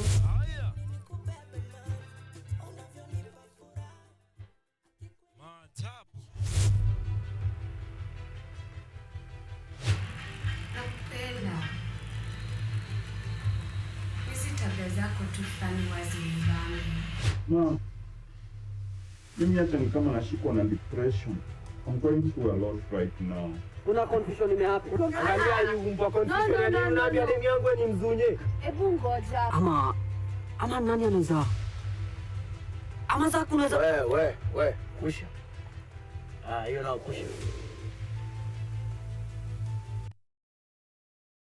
Get ready to embark on a journey into the exciting world of technology as we uncover the latest trends, interview top thought leaders, and dive deep into the world of tech like never before. Currently, we are facing the challenge in terms of finance. It requires one to move from different counties because we really need a large data set for our model to be more accurate. In this new and exciting series of the Technovation Show, join me, Yvonne Kimuma, every Monday 8:30 p.m. for a fun and thrilling experience as we explore the cutting-edge developments, meet visionaries driving change. Somebody who is in the underground mine doesn't know the presence of those gases. So there are a lot of gases involved. There is methane, there is carbon monoxide, and there is also hydrogen sulfide.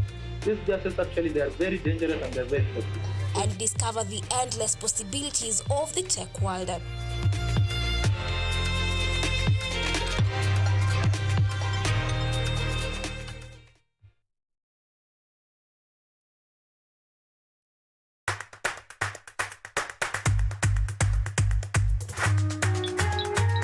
What are some of the ways through which you can develop these skills so that you are comfortably fitting into the job? You have to put yourself in positions where you are uncomfortable. Uncomfortable in the sense that you are not clear about what to do.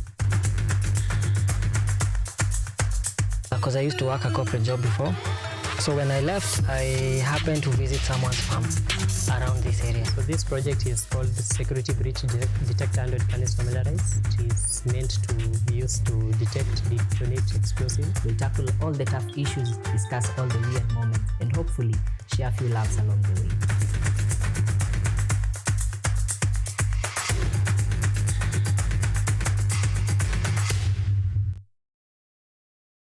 Kenyatta University will hold its 55th graduation ceremony on Friday, 19th July 2024 at the main campus along the Thika Superhighway. KUTV will provide live coverage of the graduation ceremony from 8 a.m. The ceremony will also be streamed live on KUTV and KU website, Lola app and all KU social media platforms. For more information, please contact the Office of the Registrar Academic on 020-870-3092 or 0786-335111 or visit the KU website on www.ku.ac.ke. The theme for the graduation ceremony is Education for Prosperity and Sustainable Development.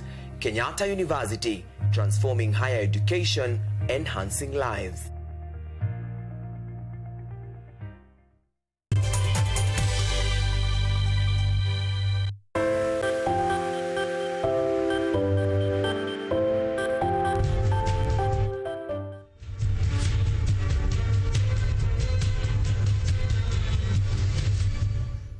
Let's come in.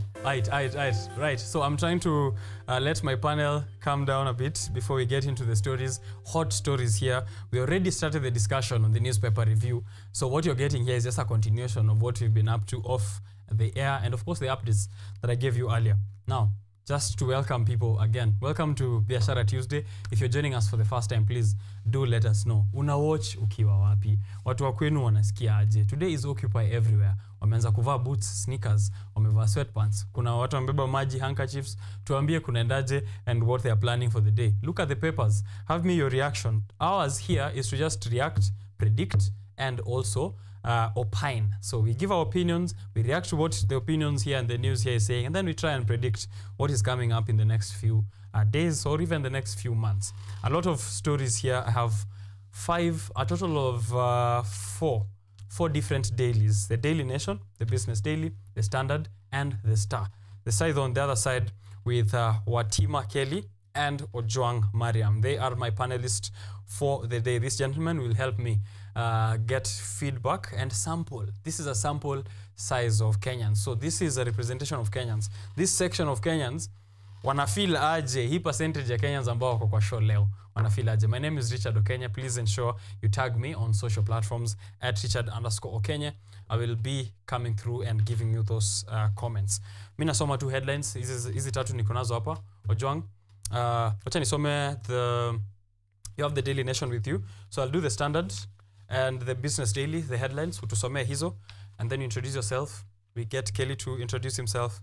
Alafu nirudi hapa na conversation. Sindio? Tuanze na the Standard. The Standard says, running out of excuses. We have a picture of President William Ruto looking at his wrist, probably seeing how much time he has left in this presidency. Who to blame? He started with blaming the opposition to former Uhuru Kenyatta leaving empty coffers to NGOs. Now we have Ford Foundation named. We saw also the government spokesperson in a midnight briefing some time back saying he blames people who are involved in the Russia-Ukraine war for funding the protests. So who is to blame? President William Ruto quoted saying, "We know them, they are sponsoring violence and against our democratic nation." Anaambia they shape up or ship out.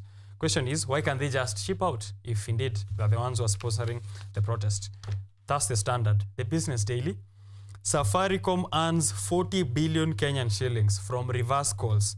You have received a reverse call. Press 1 to accept. Press 2 to reject that. You've given Safaricom 40 billion Kenyan shillings. 2 million customers have used reverse calls. Voice revenue, which peaked at 95 billion for March 2019.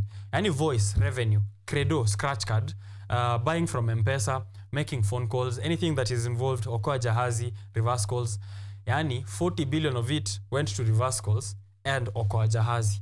And then 40 billion ndio wanyoleka airtime ya ukweli waka make phone calls. So, in which of these categories do you lie? Which 40 billion are you in? That's the Business Daily. We'll have a look at that. They have the picture of Safaricom CEO Peter Ndegwa during a recent launch in Nairobi. Also questions on the role of Safaricom in the 25th of June 2024. What happened? Why was there internet disruptions and network disruptions, saying that undersea cables were affected, but international communities responsible for that said everything was fine. And then there was a massacre happening. Or it is said that a massacre was happening. So what happened during that time? Is it reverse call? Zilifanyika hiyo time ama nini ilifanyika? That's the Business Daily. John. Is this man the serial killer of Quarry? Daily Nation. That's the headline today. The PSAs and advisors on Ruto chopping board. The Star. Waandishi wa magazeti leo wameamka wakiwa wameamua wanasema ukweli. Ladies and gentlemen, my name is Ojwang Mariam na I'm very grateful for being here, OKENYE. It's been long. Yes, welcome and finally back, we are back on the newspapers with the 4 eyes plus other 2 to ensure kila kitu kiko salama. Yes. Also naona uproar as state implements 7 shillings fuel levy increase. Hii increase, we'll be talking about it tukianza kuingia kwa magazeti, has been raised by 39%. Ile road maintenance levy yenye EPRA wameweka from 18 bob to 25 bob chini ya maji. From 18 to 25. 18 to 25. What do you have on the standards, bro? First and foremost, I can quote someone here saying, we want peace in Kenya. We have no use for anarchy, destruction of property, and loss of lives. We want to call out those behind sponsoring violence in Kenya. William Ruto, the president of Kenya. I want to remind our president that, as Martin Luther King says, true peace is not merely the absence of tension, it is the presence of justice. Even our national anthem says, justice be our shield and defender. And the good Bible that he reads every day in church says that righteousness and justice are the foundation of the throne of God. Yes. So if we are to have any peace in this nation, justice should come first. Yeah. Kwa majina naitwa Watima Kelly N from Dagoretti North. All right. Nimetumwa niwakilishe Gen Z leo hapa. Kabisa. Asante. Welcome to the show. Watima Kelly, a youth leader, Nairobi County, as he said there. Mtu wa Dagoretti, maeneo ya Elechi? Yeah. Beatrice Elachi. Yes, Beatrice Elachi. Tutamongelea tukipata muda. But kwanza, is this man the serial killer? I did pose this question by the two people online na hata hapa kwa studio. Hawa watu mnaona hapa nyuma ya kamera. Kila mtu nimemuuliza, is this man the serial killer of Quarry? Ananipatia jibu. Acha nisikie zenu hapa. Sitawauza. Ninajua majibu zao. Sasa tuanze na wewe. Tuanze na mimi, si ndio? Yes. Mimi sasa kusomea majibu yangu pekee. Haya. Sawa. I got curious just by looking at the face and the role walipea huyu jamaa. The role walipea huyu jamaa. Okay. Wanamuita Collins Jomaisu Halisia. Sawa? Kenyans went online. Niliuliza nyinyi mnaona aje? Kenyans went online. They provided a photo of the same guy and he's not that name. He's Jairus Okundi. That's one thing. Okay. The guy inasemekana ameua 42 women. Si ndio? Between 2022 and 2024. But the residents of Quarry wanasema Kanjit Kandai huyo hatumjui. Hatujawahi muona. So we move from there, juu inasemekana kwao ushago ama Ocha ni Vihiga. Vihiga wanasema hata ukinua Ihiga la kwanza. Si Ihiga. Jiwe la kwanza na pili na zifike Vihiga 10 bado haizi kwa wao. Unaona? Wacha nikuambie. Hata ukue mbaya aje, watu wa kwenyu wataku acknowledge. Sawa. If they would ever talk about people who are considered bad in the society like Madheri. Yes. Watu wa huko side za kwa kina Madheri, they will still say, Madheri tunamjua. Na hakuagi mtu mzuri. They could have been telling us about this guy. Sawa. The evidence yenye ilipatikana pale hivyo, use of props. Jana tulikuwa tunaongelea kuhusu tulikuwa on a conversation na Beryl. She's a production manager. Props ambazo zinatumika hapo hivyo kwa vipindi. The two red panties. Kenyans online wanasema hapana. Hizo hazijawahi valiwa. Myself brand new. No. I wouldn't know kama zimevaliwa or not. But I have a sister. I have a daughter. And I have a baby mama. So umeona hizi nguo. Huwa nafua mpaka za mtoto wangu. So najua yenye imevaliwa, yenye haijavaliwa.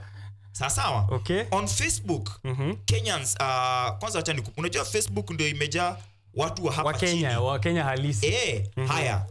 Audress Olunatek anasema huyu msee ataclaim hizo panty ni zake. Wa atadu. Alafu the guy went ahead and confessed.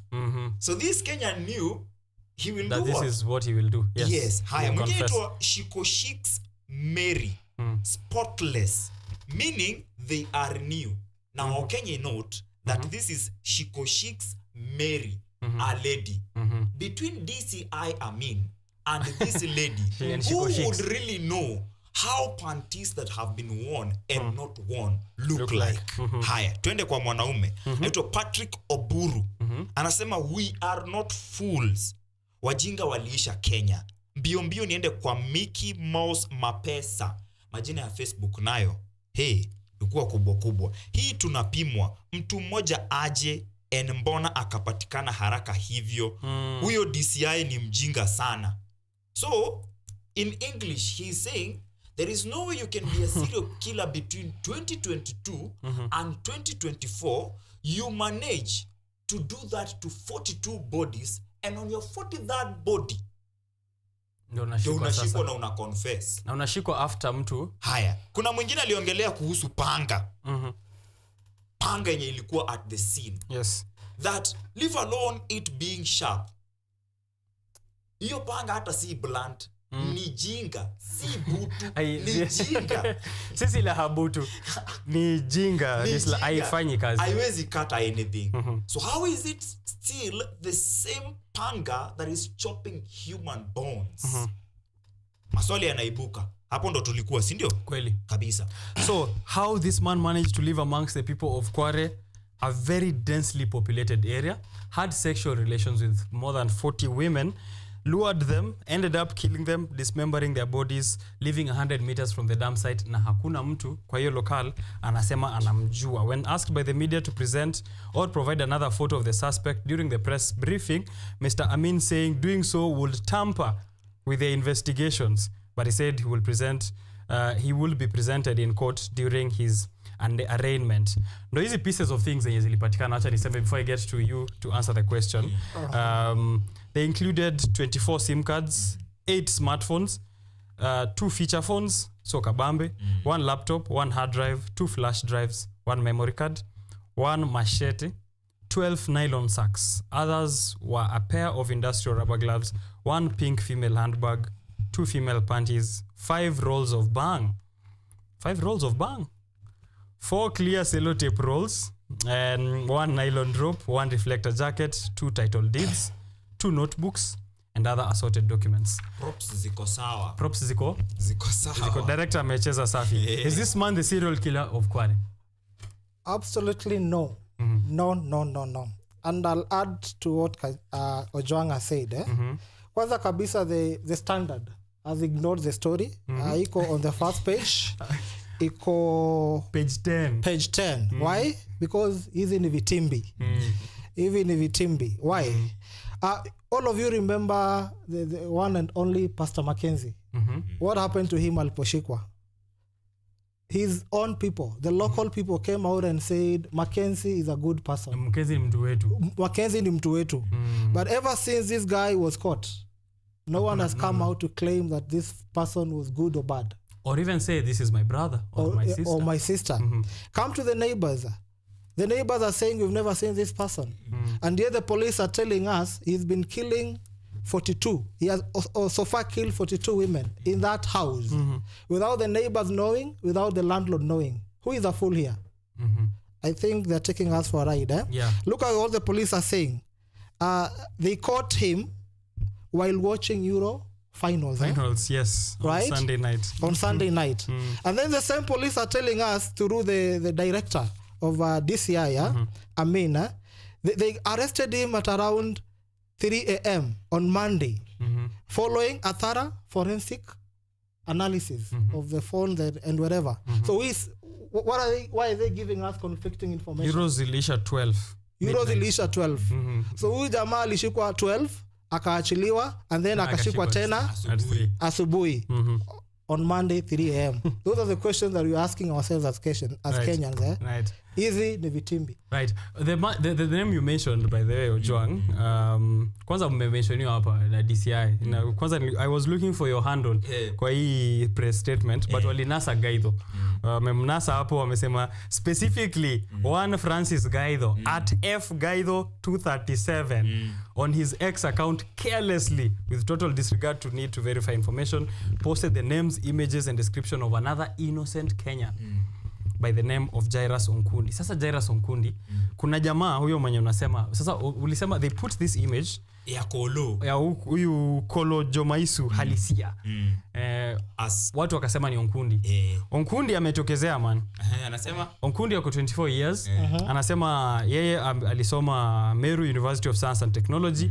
Na yeye anafanya kazi huko Parklands, graduate of computer science, na anahofia ameingia mtandaoni hivi akafungua tu X akaona wanasema yeye ni serial killer, so akakimbia hadi DC akamwambia jamaneni nisaidie. So hii kipindi inafika how far or what exactly is there, where is the acting and what isn't the acting? Let me tell you how far the kipindi can go. On page 3 Daily Nation, court faulted for reducing charges in Mackenzie trial. Paul Mackenzie akishikwa juu ya story kama hizo zenye wanataka kuwekelea this guy, the actor, alikuwa na 191 charges. Sawa? Saizi zimekuwa reduced to 12. That is how far the can go. The case can go. But again, DCI Amina Nasahau, he's a Kenyan. Sawa? He was privileged kukuwa wa hiyo generation ya wazee na akasoma. Kusoma kwake hakufai kufanya aone ni kama hawa wengine wote ni wajinga. We have a whole generation of millennials who are learned, Gen Zs who are learned, and the work he is doing, it's not that they can't do. They can do it and they know how to do it. Investigations ni vitu watu wanafunzwa campus. Kusema wewe ulifunzwa wa kwanza haimaanishi sisi hatujui. Ni vile wewe information yako itakaa verified. Why am I saying this? Juzi sisi watu wa Roysambu, we had a Twitter space called, for the people of Roysambu, a public hearing to recall MP Kamande Mwafrika. It started from 8 p.m. to 00:37. Sawa? Yes. I was in KM in Roysambu. Na nilipoamka, hata si kuamka by the way, nilipigiwa simu. Simu ya kwanza ilikuwa ya mtu wa Nduthi, ya pili ya mtu wa Nduthi, ile nyingine ya mama mboga. Ojwang, kuna mwili kwa reli. Sawa? It is still on the same day other bodies were discovered in which side? The Quarry. The same day. So I went there as a journalist. And I heard this. As I was doing the news, I started with the collecting the news, the citizen journalism way, and then now listening to witnesses. And they were telling me, kulikuwa na polisi hapa. But mimi nikiangalia sioni polisi. I went ahead and called Major. Major ndo mkubwa wa polisi maeneo ya Roysambu, Kiwanja in Kawa West Ward. And he acted shocked that ajui kitu kama hicho. Mimi sikatai hapo. Umefika mbele ya polisi na hawana idea bado. Umeshika? Yes. Na naambiwa na watu kulikuwa na polisi. So I ask him, how come kulikuwa na polisi hapa na hakuna? Alafu yeye ananianzisha na story ya as unapanda towards that side, huko ni Kasarani. Away from my jurisdiction. Yes. So let's assume the police officers I was told were there came and found it's not their jurisdiction. What are you supposed to do as a police officer? You need to call the right police officers. And don't leave that scene of crime until they arrive. You contain the situation. Mimi nilifika hapo hivyo nikipata wamama wako hapo hivyo wamejaa fedheha, aibu na wanataka kusaidia huyu mwanadada. Others wanauliza ni wapi tutatoa shuka tumfunike. And this is the information I was giving the cops and I was telling them hawa mama wakifanya hivyo wana plant new forensic evidence na kuficha the original one. Yeah. That's why kunafaa kuwa na polisi hapa hivi. The constitution is here. I've been going around with it. This one is from Creco for media personalities and journalists. But hatukupewa tukae nayo hapa. Tulipewa ndo tuzunguke nayo watu wapate kuisoma. So I was giving this civic education to huyu meja wa polisi. Sawa? Na watu ambao walinifikia from that point, including PA Tukahawa West MCA anaitwa Eric Ganya, told me that relevant authorities washaanza kufuatilia hiyo kesi. Yeah. Umesikia imefanyika hadi within my neighborhood. Manze nasikia niko na my life is not safe. Yes, because it's just right next to your. Ni vile tu I am not afraid, unaona? But my life is not safe. Unajua mimi nimepata information kwa nani after all that? Bado kwa watu wa Ndudhi. So unashangaa ikiwa sisi tunaweza kupenya na tupate all this information. How come DCI hadi saizi hawapati? Sawa? Yeah. So leo asubuhi I was coming to work, I was using bodaboda, nilipewa backstory ya huyo mwanadada. The story is viral everywhere. But the DCI bado hawana information. So the only piece of information sikuwa nimepata ni jina la huyo mwanadada. Right. Lilian Nyaboke is her name. Lilian Nyaboke. She was living in Ruiru with her sister. She was selling matunda. She was nowhere near protest and all that. She was a girl who had some kind of epilepsy. Anaweza kaa aanguke na vitu kama hivyo. Na alikuwa anauza matunda. Kama hauzi matunda, ako church. DCI bado hawajatupee such information or relevant authorities wenye wanafaa kunipee that information hawajanipee. Lakini wewe uko nayo already. Lakini tayari niko na that information. So that's why we are telling DCI, wacha kuona kama Wakenya ni wajinga. True. We know these things. Ndio maana hadi unasikiaga tukisema tunaomba kazi DCI. Kwani tunaomba kazi DCI kama hatujui? If this work can be done, yes. The constitution inasema article 1, all sovereign power belongs to the people and shall be exercised directly or indirectly. Yeye kukua pale hivyo kama director of criminal investigation, asikaya dhani hata sisi hatuwezi fanya criminal investigations. Yes. Ni vile yetu tumempe that indirect power. Pass. Right. Na anaweza enda home juu ya reckless ni drama kama hizi. Kweli. Vipindi ama unaona aje? To add on what you said, maybe I think our Kenyan police generally they are used as a political tool. Ask me why. Leo hii wewe wherever you are, anza kuuza bangi in your house hapo kwa hiyo kaploti. The next 2 minutes or 1 hour the police will be at your door. Umeshikwa unauza bangi. Washajua already unauza bangi. But when it comes to killings, like what has happened in Quarry, what happened in Mombasa, Shakahola, the police are not aware. How? For me, I think the police are covering up something. Tumekuwa kwa maandamano, 3 weeks of maandamano, 2 to 3 weeks of maandamano. We know that people got lost and today they have not been found. We know until today people are still getting lost. And then tunaona watu wameuliwa kwa Quarry. And then you come up with a cover story to tell us that this is a serial killer that has been doing this. Why are you hiding the truth? And then the next day you burn the dump site. And then the next thing you burn the dump site. Why are you hiding the truth? All right. So me, I think the police have failed us as a nation, from DCI You remember the other day, Gachagua, the deputy president of Kenya, he himself came out and accused the NIS, that is a branch of the police, for not giving the president the right information. Right. So if that information is coming out from number 2 in the country, what does it then tell us about the police unit of our nation? That's true. Even the Council of Governors here and women leaders have come out to say that the people who should be investigated are the police officers at Quarry. Investigate Quarry police officers over Quarry deaths. And coincidentally, the acting IG already transferred these police officers from Quarry to elsewhere to allow investigation. Points out to hiyo kipindi how far it can go really. Just to add that, when something happens, do you transfer people or you put them out of service and investigate them while they're out of service? Hapo ndo niko. Why transfer them? So for a judge, you see sio majaji, for a judge to convict this actor Jumaisa Halisa as a murderer, lazima kesi ikue proven beyond reasonable doubt. Sasawa? Kweli. Polisi wale ambao walikuwa haya maeneo when this was happening wamepigwa transfer.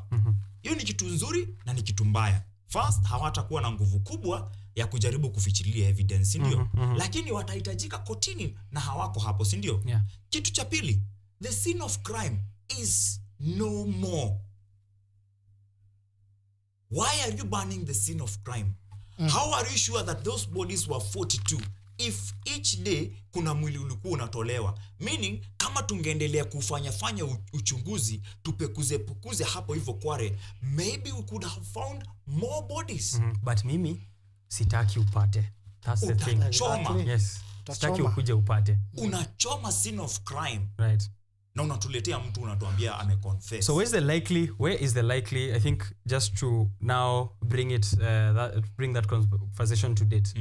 So where is the likely source of these bodies? Hii ilifanyika lini? There's a question whether it's femicide, because even the Council of Governors here with Anne Waiguru, they're with women leaders, na unasema, crime against women, right? Because it's women and their children. So is this femicide or is this anti-government protest victims?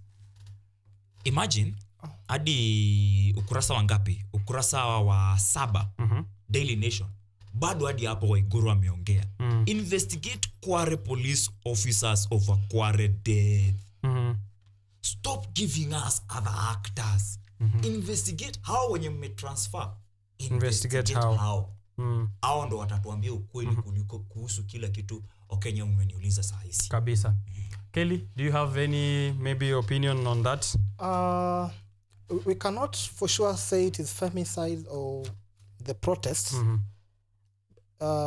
For various reasons. Yeah.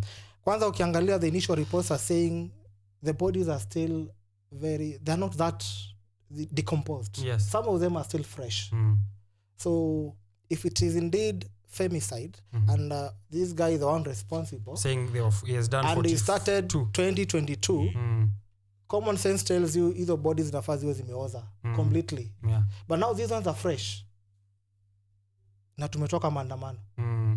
Na watu wako missing. Coincidence. Yeah. That answers the question.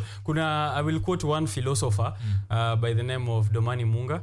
He says that wale actors wa noma, hadi kwa movie, wale actors wa noma ndio huitwa killers. Sikuna kuanga na killer na kuna actor. Yes. Wale actors wa noma ndio killers, said Domani Munga, Ustadh Guru of the Cardinals. Now, the Standard. Tushajibu swali ya Daily Nation. If you have your own answer, tupatie. The Standard, running out of excuses. President William Ruto amekuwa akipoint fingers. Wakiingia, the first thing they said, empty coffers. Sema wale majamaa wa handshake wamekula kila kitu, wamemaliza. Akablame for the first few months, and then we had anti-finance bill protests last year when Honorable Raila Odinga was the one leading them. Akasema opposition jameni, mnanihangaisha, niache nifanye kazi. Wakamuacha afanye kazi. Akafanya kazi kama wako NADCO, wanaongea. This year youth were like, hapana, mmeongea sana. Hata sisi wacha tuwaongeleshe sasa. Msikuje, just like you were telling me earlier. Msikuje, sisi tutakuja huko parliament. We'll come to you, don't worry. Tuko na fair. So amekuwa kipoint kila mtu. Hadi sasa when the youth finally walifika huko kuenda kumongelesha koleka hapana. Ford Foundation mko wapi? Si magari tu, ni pia kusponsor protests in Kenya. Who exactly is to take the blame of what is happening to President William Ruto? Anakuwa sabotaged ama hizi ni excuses, as the Standard is saying, running out of excuses. Ampati time ya kufanya kazi. Ken, who is to take the blame? Yes, no one but the president himself. Kwa nini? When you apply for a job, you go for the job interview, you are told this is what the job entails. You're given the job, and then 1 month down the line unaanza kuambia CEO, who are the wananchi now in this case, unaanza kuambia empty coffers. Yeah. After 1 month unaanza kuambia Azimio na maandamano etc. We blame the president himself. Why? Ukipatiwa kazi, when he seeks this job, he knew that he's able to take this country to the next step. Makiu, he was not a new person in this government. He was the deputy president for how many years? 10 years. Meaning he knew something about this government. He knew how government is run. He knew everything. Actually, it is said during campaigns, he used to tell people that he's the one who used to run the government. Yes. The other person alikuwa mlevi. Then and run the government, right? Now he comes in and changes his colors and says, I blame the former regime for leaving the empty coffers. Can I remind him that when Mwai Kibaki took over from Moi in 2002, I think I was born by then. I was some years old. Were you born? Yeah. When he took over, yo mpango bado iko imepangwa huko kwetu. Ndio hivyo sasa. When he took over, tulikuwa mahali pabaya. But when Kibaki took over, he sat down, formed his team, and he made sure when he's leaving the office after 10 years, Kenya was somewhere in the global map. Yeah. Right? Now, this one comes in and starts blaming people. Right? He blames the former regime. He blames the opposition. And then when now the people are like, enough is enough of your lies, enough of tumetenga, enough of tumekusanya, we need action. Now the Gen Zs come. First of all, ilianza kimchezo, and I can point out how it began. Kwanza, I think it began in Trans Nzoia, where we had something called Tawe movement. Yes. And they were against someone called, this someone is in government also, the Moses Wetangula, the speaker of the National Assembly. Yes. He's another Ruto in Trans Nzoia and in Bungoma. So they were telling him, we are tired of your vitimbi, we are tired of your bad leadership. They formed a Tawe movement. Kidogo tukakuja Uasin Gishu. You remember what happened? The students, the saga. Oh yes, with the Finland saga. With the Finland saga. Mercy. I don't know where that lady is. Yeah. She showed up in a space during the weekend. Exactly. She akaanzia hapo pia. They said no, enough is enough. We want our money. You promised us scholarship. Our fathers and mothers sold their land, but we cannot see the scholarship and we can't see our money. So from there now, the Gen Zs kicked in, right? And on 25th of June, actually that day should be declared a national holiday. It should be declared a national holiday. So on that day, I think I was among the people, let me not confess. On that day, among the general Kenyan population. Kenyan population. They declared and said enough is enough. Yeah. What did the president do? In the evening, he came out and said, these are you guys are terrorists and criminals. And criminals. Yes. I was there. The police are the one who began to riot. It was very peaceful until the police began to cause mayhem. They began rioting actually. Yes. They began throwing tear gas and water and etc. So it became chaotic. Nevertheless, the Gen Zs were on their goal to reach the parliament and say whatever they wanted to say to the parliament. They have that right. It is there in the constitution with the people of Kenya, right? So with all that, and you're still calling these people criminals, as in hauwasiki. So he has himself to blame. First of all, for the lies and for not listening. The signs were there. The signs were there already. The signs but were there for sure. He never listened to those signs. I don't know if it is him or the advisors or whoever. It is his government. He ought to have listened before. Right. Right. And then when you see even the finance bill, I remember the process about the finance bill. The Friday that he was to sign the finance bill, he declined to sign the finance bill and send it back to Parliament and reject it in totality. Why wait until when people were killed? Actually, he was saying 25, but there are more than 25. There were around 40-something, according to reports. Yeah. Why wait until people are killed? Why wait for the international pressure to pile for you to reject the bill? That is not leadership. So he has himself to blame. Yeah. And actually, let me correct this. He's running out of excuses. No, he's running out of lies and running out of time. Because Wakenya wamejanjaruka. Wamechoka na hiyo maneno. So the editor of the Standard anafaa change hiyo. Running out of lies. Yes. Running out of lies is should and running out of time, kwa sababu naona hapo akiangalia. Ameandikaje exactly? Ameandika running out of excuses. Running out of excuses. So you asked who is to be blamed for President Ruto's misfortune and inefficiency. Ndakupea answers mbili before nikupea answer yangu. Okay. Answer ya kwanza ni the headline of the Star. And they have the first answer as who is to blame. PSs and advisors on Ruto chopping board. So Ruto himself knows that PSs and advisors have been giving him wrong advice. Mtu wa pili mwenye akona answer yako anaitwa Deputy President Rigathi Gachagua. On the day when President Ruto held a press a state press briefing, ndo waangushe mambo ya finance bill. DP alisema mwenye amekuwa akikosea sana ni DCI Amin. Yes. Ni Nurdin Haji, the NIS director. NIS director. Sawa? Yeah. Juu huyo ndio anampatia intel ya vile vitu kuko kwa ground. Intelligence. Na ni kama hakumpatia intelligence ile inayofaa according to DP Gachagua. Alimis-advise. Hiyo ni tofauti. On the situation. Hiyo ni tofauti na kosa maybe kupeana nini. Misadvising meaning I have given you deliberate wrong information. Okay. For example, I will ask you, maandamano yanaendelea aje? Ambiwe maandamano yanafandiwa na Ford Foundation na Rigathi. Hao ndo watu walitajwa wa kwanza wa kufund maandamano. Ikatoka hapo hivi akapewa information nyingine akaambiwa maandamano yanafandiwa all the way from Russia. Na Vladimir Putin ameput in all the effort kuhakikisha ya kwamba anamaliza nguvu za Ruto hapa nchini Kenya, because Ruto ameanza kukimbia na IMF na US wakiwa na Meg Whitman. Wakatoka hapo hivyo wakasema hapana si hao wana fund. Turudi hapa Kenya tuangalie these political ama MPs wannabes. Walimuita hivyo the guy for usema ukweli party, Boniface MP wannabe.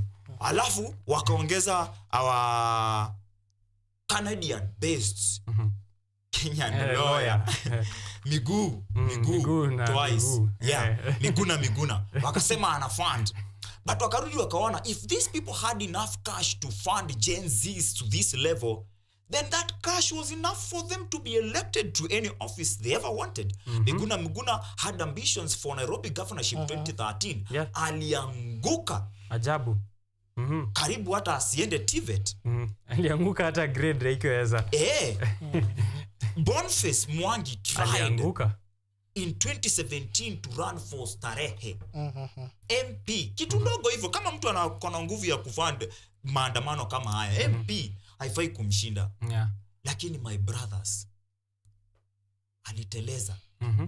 Na ile kuanguka alianguka inamaanisha hawezi fund. So now they have gone for those people with big money. Yes, the 11th wealthiest organization. Yes. Wako na 13 point something trillion in terms of endowment. Sasa hapo ndo blame game zimefika. Now let me give you my answer on who is really to be blamed for for President Ruto's misfortune. Nyumbani kwa wale ambao kuna baba kwao, baba ndo kusema always. Irrespective of what kind of democracy we have in that house. Kwangu mtoto wangu akikuja na ni duty yangu kumpeleka salon, atashukwa chenye atataka. Mhm. Na akikuja bado aseme sitaki kushukwa hii salon, taenda kushukwa salon nyingine, itafanyika hivyo. Lakini wiki ya kwanza akikosa kushukwa na ya pili, nitasimama na nitasema hapana, this is democracy. It means you respect me as I respect you. Shukwa. Na unashukwa. At the end of it all, Ruto was still able to send these CSs home. Yes. Meaning he has power. Power even to dissolve that parliament. Yeah. Power to listen to the people. When we tell you so and so is doing this, you listen to us. He came to Twitter space. That was stamping that wase niko kwa ground. If ako kwa ground, why is he relying on Farouk Kibet, who is trending on Twitter for misadvising him and being the face behind the killings of the Gen Z protesters? Yes. Protesters. Yeah. Why is he still relying on Nurdin Haji and DCI Amin mwenye wa Kenya hawamuamini? Kelly? Ruto knows what is eating him. Okay. He knows the problem. To add on that, Yeah. he knows the problem where it is. He's on record one day in an event, I can't remember the day, but he clearly said he was addressing the PSS and some of the MPs. It was a PGE, I think, at State House. And he said, some of you do not know what is happening in that ministry. Yes. I even know better than you. Yeah. It was the ministers on the day they were late to State House. Exactly. Yeah. So President Ruto knew where the problem was, but he failed to fix. Yeah. Even he knows that the PSS are not working, but he's failing to fix. What is he doing? Blaming. Yeah. Blaming. I'll call him a blaming president. Yeah. Yes. He acts late. He acts actually very late. And that is not leadership. In leadership, you're supposed to be not reactive. Actually, his leadership has been all about being reactive. Yeah. Reacting to some situation. Like now he's telling us the Ford Foundation.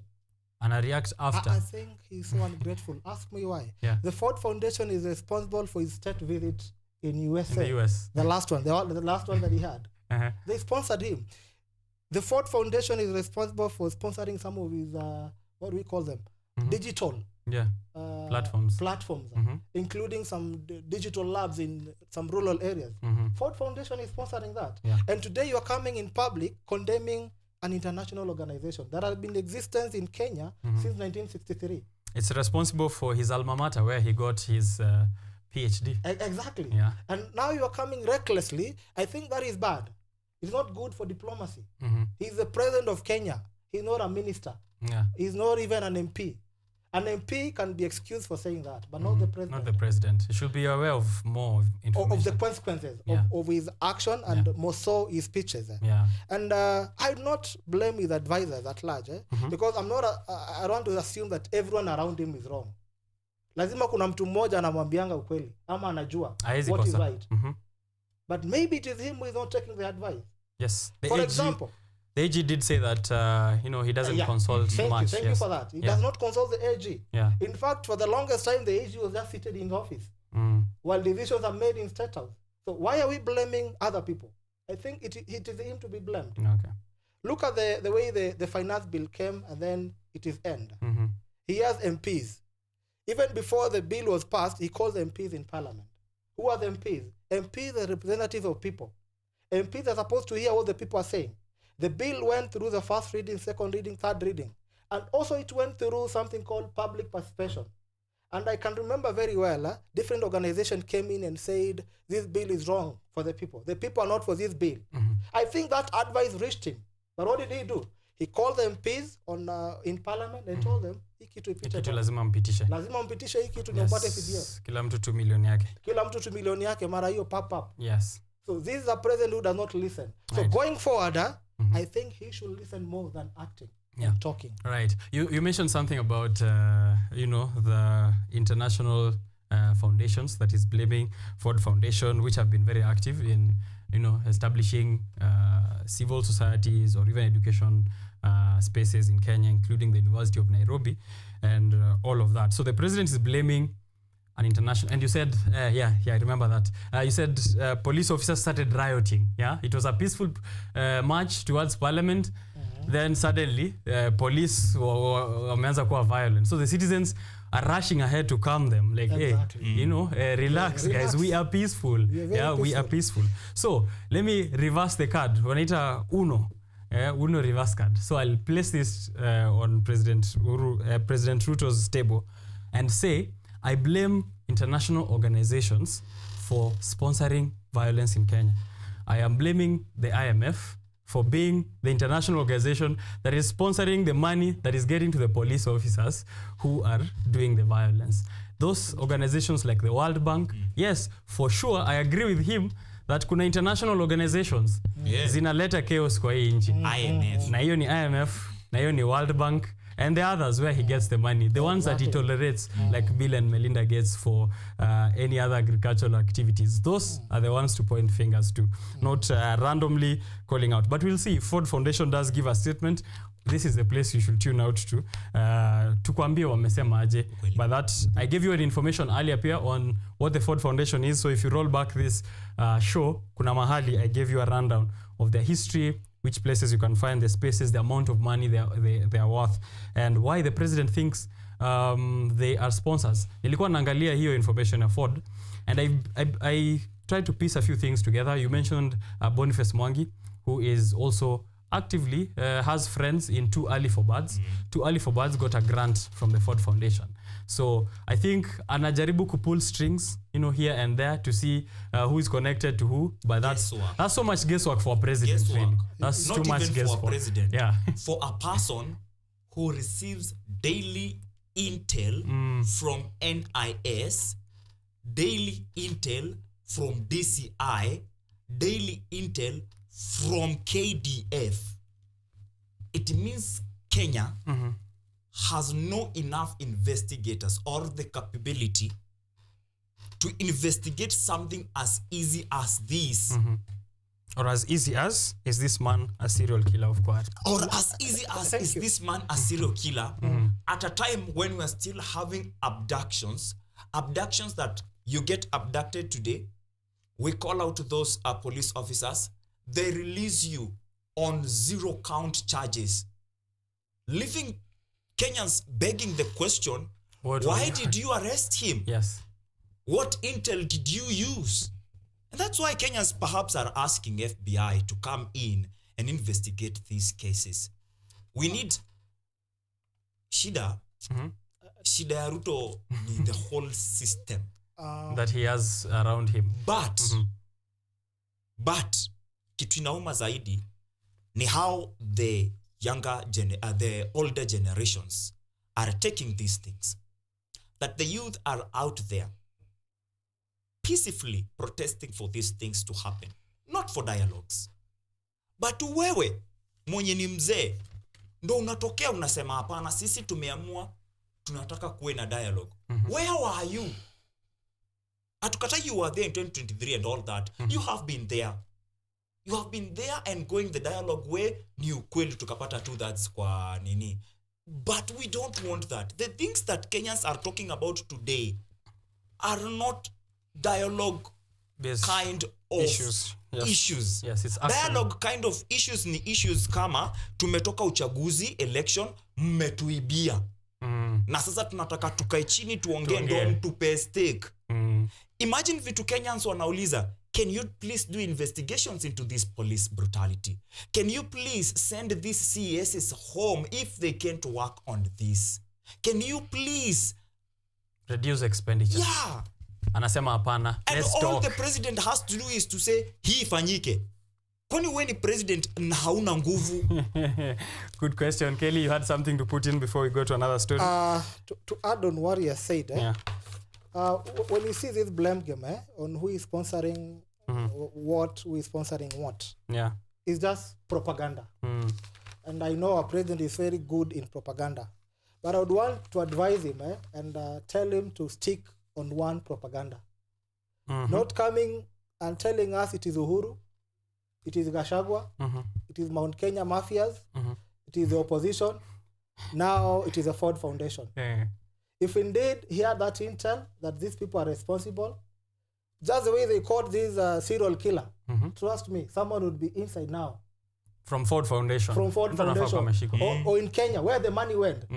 Let's even leave the Ford Foundation. Whoever received the money. Walileta pesa, si ndio? Kuna mtu alipokea. Akatugawia, si ndio? Yeah. That person would be somewhere. Yes, the accounts should be frozen. Exactly. We should be knowing who those are. Yes. Wangekuwa shareniwa. There's a lot of activity which should be done. Action. Thank you.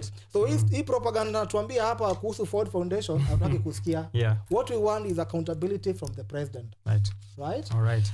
Finally, on the police brutality. Hii vitu ilianza kitambo. I remember in 1990, it was a 6th, it was 7th July 1990. Yeah. One Timothy Njoya, he's a pastor, a retired pastor now. Yeah. I don't know if he's still alive. He is alive. Reverend Njoya is alive. Reverend Njoya. Yes. On a pulpit, alisimama akahubiri, and he condemned the government of Moi by then for some what do we call it? It was about the politics of the nation. Multi-party. Yeah, that was yeah. He condemned the government, and then after that he went to protest. He went to join Wananchi. That is how the protest began, and then they came to an end in 1992. So when he was out, he was thoroughly beaten by the police. Why? For speaking the truth and condemning the government of the day. So when you go back to history, that is how the police have been behaving. They are still behaving until today. The same way they were in the 90s. The same way they were in 90s. So I think that there must be a change on how they handle the truth, on how they handle the protests. Yes. Because the Constitution of Kenya grants us that opportunity to go and peacefully demonstrate. Yeah. Right? So for them, it is simple. Give protection. Yes. And if these people are saying they're marching to parliament, accord them the protection until they reach parliament at the gate. If anyone now from that point wants to go in, now deal with that person. Yeah. Right? Yes. Yeah. Niko na point hapa hivi siwezitaka kusahau. Okay. As we move forward. Okay. As all these things are happening in the country, the biggest blame game has been played from the government side to the protesters side, saying that these Gen Z and millennials, whenever they protest, business are not happening. But remember, in the early days of this new revolution of 2024, there were protests and business were ongoing. Juu places kama hizo ndo ulipata yule security guard mwenye alifutwa kazi juu ya kuacha watu waingie na kuwapea maji. Meaning biashara zilikuwa zinaendelea. Time biashara ziliacha kuendelea ni wakati polisi walirusha tear gas ama wakati goons waliingilia, ambao inasemekana alleged na kuna hadi video za wakitoka City Hall waliingia CBD ku cause chaos. Yes. Let me tell you the real person who is sabotaging the economy. Page 8, National News for Daily Nation. APRA as state imposes higher fuel levy. Yeah. Sasawa? It is said that the government hopes to collect 115 billion this financial year through the higher levy for maintenance of roads. Yes.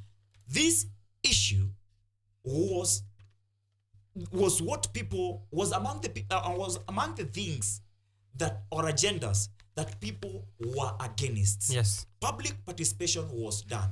And the former CES, who is now jobless, as most of these Kenyan youths, Kipchumba Murkomen, akasema hiyo iko kwa mpango, haita happen. Alitoa hata statement press. Na akatoa mpaka press statement. And now iko kwa gazeti. Mafuta yakaanguka na 1 bob. Hiyo mafuta kuanguka na 1 bob ni ya kufunga Wakenya ambao wamekataa kupandishiwa taxes, kujisomea katiba na kujijulia mambo macho. Juu ukiingia huko ground watakuambia haki ya Mungu, rais ni mzuri, amepunguza mafuta kwa shilingi nzima. Wewe imagine kama unanunua mafuta lita 20, umesave hiyo pesa yote. The guy will forget that if levy kama haingekuwa imepandishwa kutoka 18 bob to 25, haingekuwa mafuta yange drop na 7 to 8 shillings. Yeah. That would now be a relief. How ndo wana sabotage economy? Yeah. Because mafuta yakiendelea hivi, then transport itakuwa expensive for those of us who use buses, Bolt and Ubers. Haya, hao wengine ambao wanatumia energy itapanda juu, so watu wanatumia stima, watu wa Visiagi, watu wa Vunyula, Bungoma na huko Shamahoho, they will be in trouble. Yeah. Hivi Visiagi ya vitafanya vile vinafaa. Hospitali zetu, kuna hospitali ambazo stima ikipotea imepotea. Hakuna huo backup generator with fear. Ni hospitali ya gava. Ni nani basi anaharibu uchumi ama anasambaratisha uchumi wa Kenya? And this is wacha sasa tuwaulize hata wao. Watujibu basi. Kwa sababu this is now then leads to feed that same cycle, which is sabotage the economy with this. Wakenya wanaumia wanasema haiwezi. Wacha tukuje tuwasalimie kidogo. Alafu wakikuja kuwasalimia mnasema ala, na ni kwa nini mmekasirika? You want the country to burn? Kujeni tuongee. What are we bonging? There's no bonging, guys. Guys, I will allow you to do more submissions. Wacha nisome more headlines in the Standard. I'll read a couple of stories. I give one statement, and then whichever you pick to comment on, we can do that, because it's 9:37 in the morning. We have about 15 minutes at most to do this, yeah? So, on page 2 of the Standard, blow to President Ruto after court nullifies appointment of KRA chairman. The one thing that I've also noticed, na nilisema, I actually had a whole show dedicated here some time back, where my whole introduction and the whole conversation was about unconstitutionalism of President William Ruto's government. Every appointment he makes, every pronouncement he makes, or most of them, end up to be unconstitutional. Juzi alileta task force ya debt. Sahizi kuna hii KRA chairperson who he appointed in 2022, a man facing corruption charges and other crimes of an economic nature, akaappointiwa kama chairman, wakaangalia tax zetu. The person who's taking a look at my taxes is a corrupt man. And hataki mimi ni evade, hataki mimi ni file deal. So this is a man that President William Ruto appointed in 2022, and it has been nullified by the court. I had a quote from the submission in that ruling. One person I want to really thank is this doctor from Nakuru called Magare Gikenyi. Magare Gikenyi is like the Okia Umtata of Nakuru. Amepeleka government back to back. Last week on Tuesday, we're also here. He challenged that task force. Yeah, and actually challenged the task force, the debt task force. He's now here, also challenged the appointment of this man to KRA. The judge who was presiding over this case, wakati kesi ilikuwa inaendelea, aliambia jamaa ambaye anaitwa Anthony Mwaura ajitetee. Akasema yani, nyinyi mnasema corruption charges na nimekuwa appointed na president. Mnadhani president hajui? Mnadhani hajui hizo vitu? And this is what led to the wacha nikuchekeshe zaidi. Yes. Before tuingie kwa kakaangu. Bado hamjasema who this man is. Anthony Mwaura. Anthony Mwaura was the chairperson of the election body at UDA. Of the National Election Board of UDA party. Yes. That's who he is. Those are the political ties. Hiyo ishamaliza. Hata msiende kwa vitu amewaifanya. He is corrupt. Economic nature. He's in charge of elections at UDA. UDA. Na bado, he is the tax man. So where are my taxes going? Ndio hiyo sasa. Na si yeye peke yake. The cabinet that was dissolved, when it was coming in, how many people are facing economic crimes charges? Bunch of them, probably close to all of them, yes. Almost and half including of them. Criminal charges. Yes. Including criminal charges. But what happened? Even murder related. But what happened? Some judges were called somewhere and they were told, hizo kesi tupilieni mbali. Yeah. And it happened that way, they were appointed. Look at what followed. They failed even to run those offices. Yeah. Because number one, they were not competent. They were given those offices because they are friends to the president. Just like this guy. You remove the outgoing chairman of KRA was Ambassador Francis Mzaura, a very experienced person in the public sector over 20 years. You remove that one, replace with this comedian. Election comedian. Who is a thief. Right, so that's page 2. Read for yourself. Page 3, we have something from China. Wanasema Mao stares upon China to date. Reflections of a Kenyan scribe. Chairman Mao married his first wife at 15. She was 19. Manza alikuwa 15. Wife alikuwa 19. What? His second wife was his teacher's daughter, Mao had 5 children and 4 wives. I'm trying to see what this story is about, reflections of a Kenyan scribe. So this is someone just detailing the stories of Chairman Mao who ruled China kitambo. Unajisomea watu wa historia, get into that. Page 4, from blaming opposition to NGOs, the story of excuses. Page 5, dialogue fails to start as leaders are divided. On Sunday, Azimio leader retracted support for the talks after aliambiwa Gen Z watamsalimia, sema hataki hizo salamu. A meeting of Azimio principals is also did take place. And they're saying a meeting of Azimio principals to take a common stand failed to take off yesterday. So bado hawajamua where they lie. And I think ODM finds itself in ODM, to be specific, and Azimio in general, in a very tight spot where wako like, should we talk, should we not, should we go to the Gen Zs? Tukienda kwa Gen Z, appointments za CSS zitatupita. Tukienda kwa CSS. Kalonzo ataki on the Daily Nation. Wako na story about that. That is page what? Page 5. 5. Page 5. Kalonzo keen to avoid Raila mistake in handshake saga. Raila became the face of establishment and inherited everything that was seen as wrong with that regime. Why do you think Kalonzo ako against it? Juu inasemekana one of the things zilifanya Raila not to be president in 2022 is the happenings between 2018 to 2022 after the handshake of Raila Odinga and former president Uhuru Kenyatta. Na watu wengi, kuna watu hadi wa baba wenye hawakuchagua baba for that same reason. Juu kuna vitu viliendelea hapo hivyo between those 2 years. Saizi wanaingia kwa another handshake when kumewaka kabisa. Everything is bad. Hakuna mtu anataka kujiassociate nayo, unaona? But baba ako pale hivyo, ako between a hard rock and nini, inabidi aambiwe na ajezi. Bana agwambo tulia man. So kwa hiyo space ndo Kalonzo sasa naye anajaribu kuhepa. The wrath of the everyone is people. trying to sanitize. Yes, sanitize themselves. Yeah. Also, I feel like he has lost out from previous handshakes. He did not benefit as much. And his biggest concern say ni tena mkienda hivyo tena mniwache nje. Yeah. So page 5 there, Kalonzo keen to avoid Raila mistake in handshake saga. You can read for yourself. Haya. So hiyo nimepata kitu interesting hapa hivyo case. Lete. Mzee Ogucha, niambie. Daily Nation wanasema that education, energy, roads will suffer massive cuts in the mini budget. Which page is that? That is page 30. Okay. Page 30 of Daily Nation. Right. Yeah, Tuesday date 15. Date ya leo.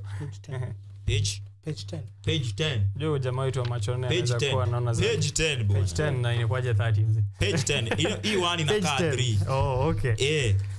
Hizo ndo typing errors kwa NHIF. Ati hii one inakaa 3. Iko mpaka UBC.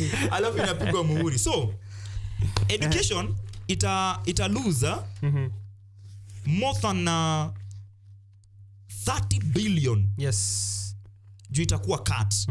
Energy itakuwa cut 18.5 billion. Lakini shida yote haiko kwa mahali ko cut. You can cut this on hapo kwa kulipa mishahara, watu utahitaji wafanye hizo kazi. Sikia mahali wanakata. The cuts which mainly affects development spending. So, not even I the current told you about expenditure. how CDF and NGCDF money works. That you'll, as a constituency, you'll be given, for example, Roysambu was given in the year 2022-2023 145 million. 60% of that goes into revenue expenditure. 60%. So 40% peke ndo actually huenda kwa the actual development expenditure. So hapa hivi Wakenya wamekuwa kilia, punguzeni hizi vitu, live beyond your means. Si umekuwa kituimbia live beyond your means. Within your means. Wanakata pesa, lakini badala ya wakate mahali kutakuwa na living beyond your means, wanakata kwa development. Yes. So our questions should go beyond, and I remember last week on Tuesday pia we have no problem with the office. We can have the office of the granddaughter of the prime CS. Inaweza kuwa shida ni ukikata hiyo pesa inaenda wapi? Unapeleka wapi? Na the question today is unakata wapi? And I think that's another step in which we should take in accountability. You're cutting this money, but it's on recurrent on development expenditure, the current expenditure bado inaendelea, which is payment of salaries and maintaining of some of these offices. And international trips, Right, and international trips as well. These austerity measures are there. Daily Nation hapa wameshow mali budget by zinakatwa. I had also earlier on spoken on the budget lines to the office of the First Lady and the Second Lady, which were totaling up to 1.something billion. Hizo zimeenda. State House budget has been reduced from 9.5 billion to 4.3 billion. The office of the President from 5.4 billion to 3.6 billion, while the Deputy President budget has been reduced by close to 50%, which is 49%, yeah? Ilikuwa 4.9 billion, imeteremshwa to 2.2 billion. So, swali ambayo tunauliza ni, hiyo pesa imekatwa, imeenda wapi? Na imekatwa wapi? Ukisema umekat pesa kwa State House budget, unaweza kuwa umekat mahali si yenye sisi tunataka ukati. Yeah? So pia unatuambia umekat hapa, umekat nini? Yeah? So we can see for yourselves zile places zimekuwa affected in the government trying to cut the spending by 346 billion. Hii ndio ile pesa ambayo ilikuwa inafaa kuwa raised by the finance bill. So keep your government in check even there. Na in the spirit of keeping in check, page 6 hapa ya The Standard wanasema governors wanaenda kufeel the heat as well. Gen Z wanasema salamu zinakuwa devolved. Yeah, tunatoka WhatsApp tunazireduce na kuja SMS, tunaenda to governors individually. So after we are done with Occupy CBD, here on page 6 you can read for yourself the young people who are given an indication to occupy every county headquarters. So governors, prepare yourselves. On that, I urge Nairobians, Gen Zs, watokeleze. Yeah. There is a governor called Sakaja. Huyo mzee anafaa kwenda nyumbani. Sakaja, for the last 2 years, it is said he has paid over 2 billion. 2 billion. Hewa. While the real contractors out there are crying. Even contractors, I say this because I'm privy to some information. At some point, I'm a businessman. I've been doing business. People are afraid to do business with City Hall. Kwa nini? Utafanya kazi leo and you'll never be paid. I know of people 5 years down the line, 10 years down the line, they've never been paid.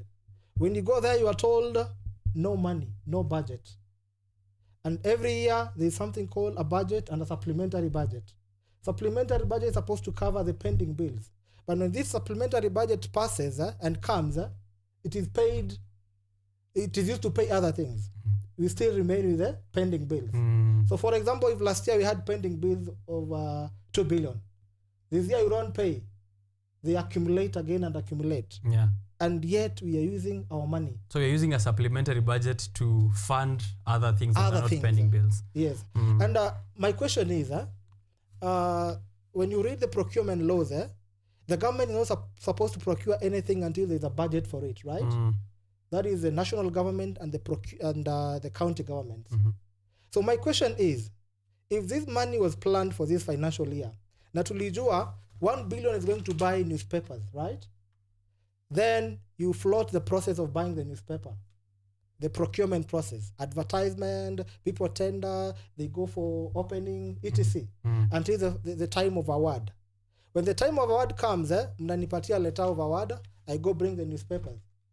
By the time I'm getting to be paid, because it's also a process, you need to take your documents to a process. Before the process completes, ukifika hapo juu unaambiwa hakuna pesa. Where did this money go? And yet when you are... It was budgeted for. And when you're beginning the process, the money was there. I even stamped that the money is available. It's a stamp for money is available. Yeah. So where is this money going? Right. Listen to this. This is the main reason why Kenyans, after wamemalizana na mambo ya national government, wanafaa waingie kwa county government. Okay. The same question tunauliza hapa hivi. I ever asked people kwa ground, mbona kila wakati pesa ikitolewa inakujaga juu ya budget, lakini bado kutakuwa na suppliers watalia hawakulipwa? Umeshika? Yeah. Hilo swali niliuliza kwa sababu ya ukiangalia current news zenye zimekuwa, I think July, still bado July, that Sakaja had crossed what we would call a history line. Yeah. Ya revenue collection for 1 year, which was now at 12.5 billion. So pesa zinachukuliwa. Now, when it comes to kwa kupeleka, watasema tunauzia hii ama tunaleta huu mradi. Na huu mradi uko na budget yake, procurement kila kitu kitafanywa. But after ameenda, utasikia kuna watu bado wanalia. And one of the most important answers to me that I got was from the current chairperson of UDA in Kahawa West, upande wa Risambu. Anaitwa Peter Ngaroye Shege, who is also a former MCA in Kahawa West between the period of 2013 to 2017. Ndo vijana mara ya kwanza walianza kusema no, itabidi wazee tumefanya kazi pamoja ama mtuondokee kidogo. So Peter Ngaruya was explaining to us how things have been happening from when he started being in the city hall. That change of guard inakujaga na cartels wake. So kama huyu hakulipwa hapa hivi na ashindwe kufuatilia, kesi yake itaishi kujikokota akitafuta pesa zake. Alishamaliza kazi since enzi za Kidero. Ikatoka hapo hivyo. Watu wa Sonko kuna hawakulipwa suppliers. Alafu after Sonko kuenda, kuna wale ambao bado wali-supply to the county government of Nairobi during the reign of Benson na Wairegi and the NMS. The then governor who came after the speaker of Nairobi was released his duties after a governor kukuja, Governor Ann Kananu. Hao wote hawajawahi lipwa. If hawajawahi lipwa, all those suppliers hawajalipwa, but they were budgeted for. Hizi pesa zote zinaenda wapi? Okay, tumetoka mahali kusema ya kwamba pesa zinakatwa za development expenditure. Hata hizi za current expenditure umeona bado zinapotea. We cannot explain. Tunapata pesa but hatupati kwa kuenda. 12.5 billion na Nairobi iko na 17 sub counties. Ziko na 17 wards. Iko na 17 sub counties na 85 wards. 12 billion. Kila ward katika hizi 85 since 2023-2024 financial year were getting 23 million. Umeshika? Every ward wakafanya ka project fulani. Hizo projects hadi saa hizi zingine zimestall, ward zingine hazina, yet bado tunasikia kuna mabilioni za kaja ameingiza. Wow. Guys, very big questions to be asked, and that's what Joang saying why we need to also take this conversation to governors, to devolve the conversation from fiscal responsibility or fiscal irresponsibility on a national level and then go down. Pale Kisii County kuna kitu imeonekana hapa, and I'll be unyo kwa unyo with my governor Simba Arati. Naona pale kuna shamba zinapotea na zimeonyeshwa hapa kwa the standard. Let me just read it before you guys come in for 9, your it was page 9. Yeah, page 9. Oh yeah, please read it before I get to it. The yes. Auditor General, 18 billion Karo land may be grabbed. Yes, land belonging to the Kenya Agricultural and Livestock Research Organization risks losing 18.2 billion land to illegal settlers, and the devolved unit is constructing its governor's residence on that grabbed land. Kisii County government has taken over part of the organization's land. So pelekeni conversation kwa county, soma page 9, mjue Simba Arati mambo inaelekeaje huko kwa side za Kisii. Guys, it's 9:55 in the morning. I can only allow you one submission each ya kumaliza na itakuwa ka 30 seconds per person. Ukinipe mimi submission hiyo yangu ya mwisho, unaweza nikubalia at least niguzie hiyo story ya Kisii. Kabisa. Yes, that's true. I think Simba Arati came from Nairobi before going to Indagoreti kwa huyu. Yes. Before going to Kisii County. Yeah. He forgot that the other people he left in Nairobi, the youth, most of them from Alliance.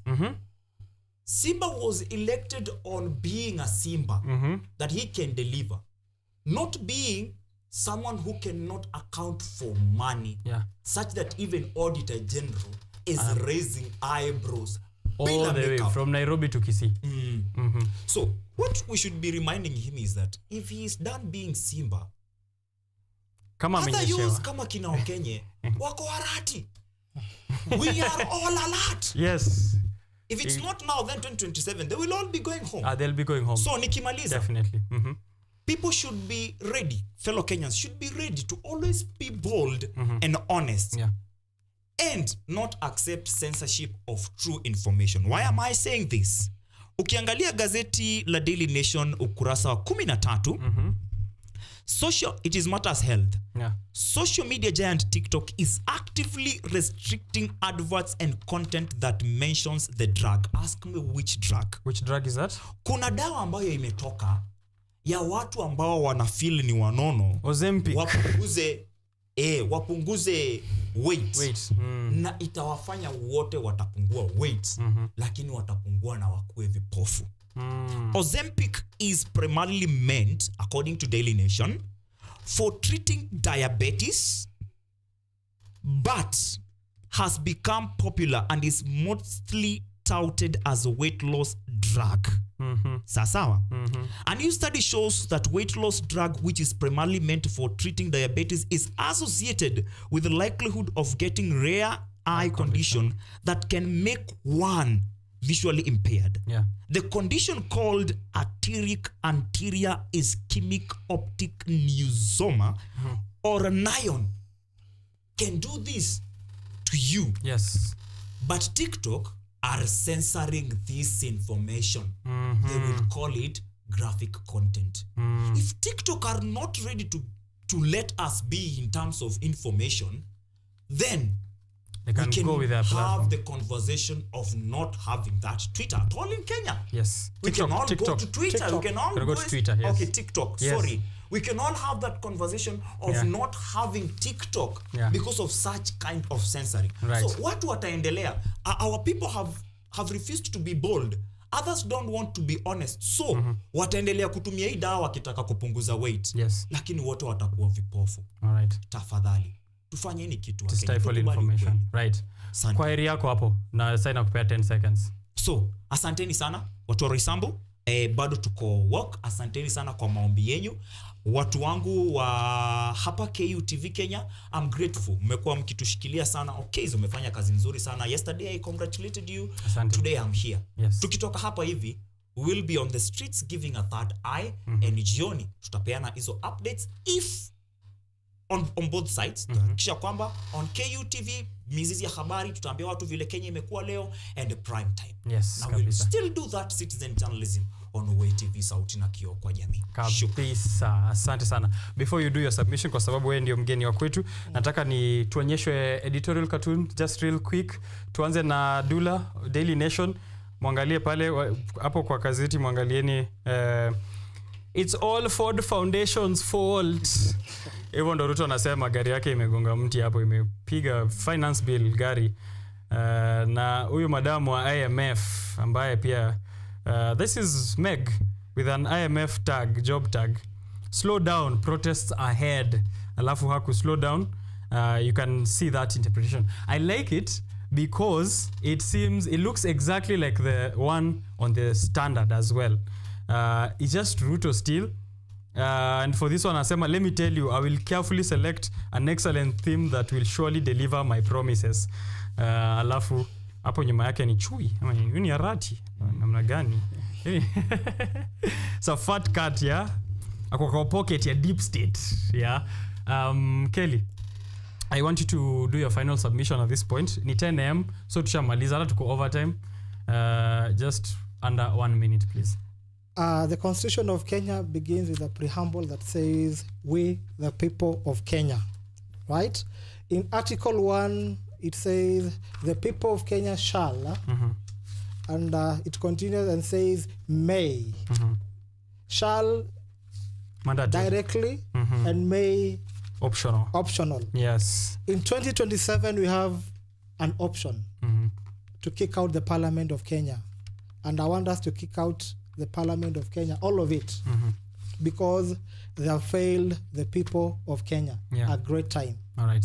How will we do this? As Gen Zs, as young persons, we ought to come out in large numbers and registered voters. I remember the other day, he stood in Rongai and said, Tukutane 2027. I do not want to name him. So can we go and meet him in 2027 on the ballot paper with our votes? And send these people home.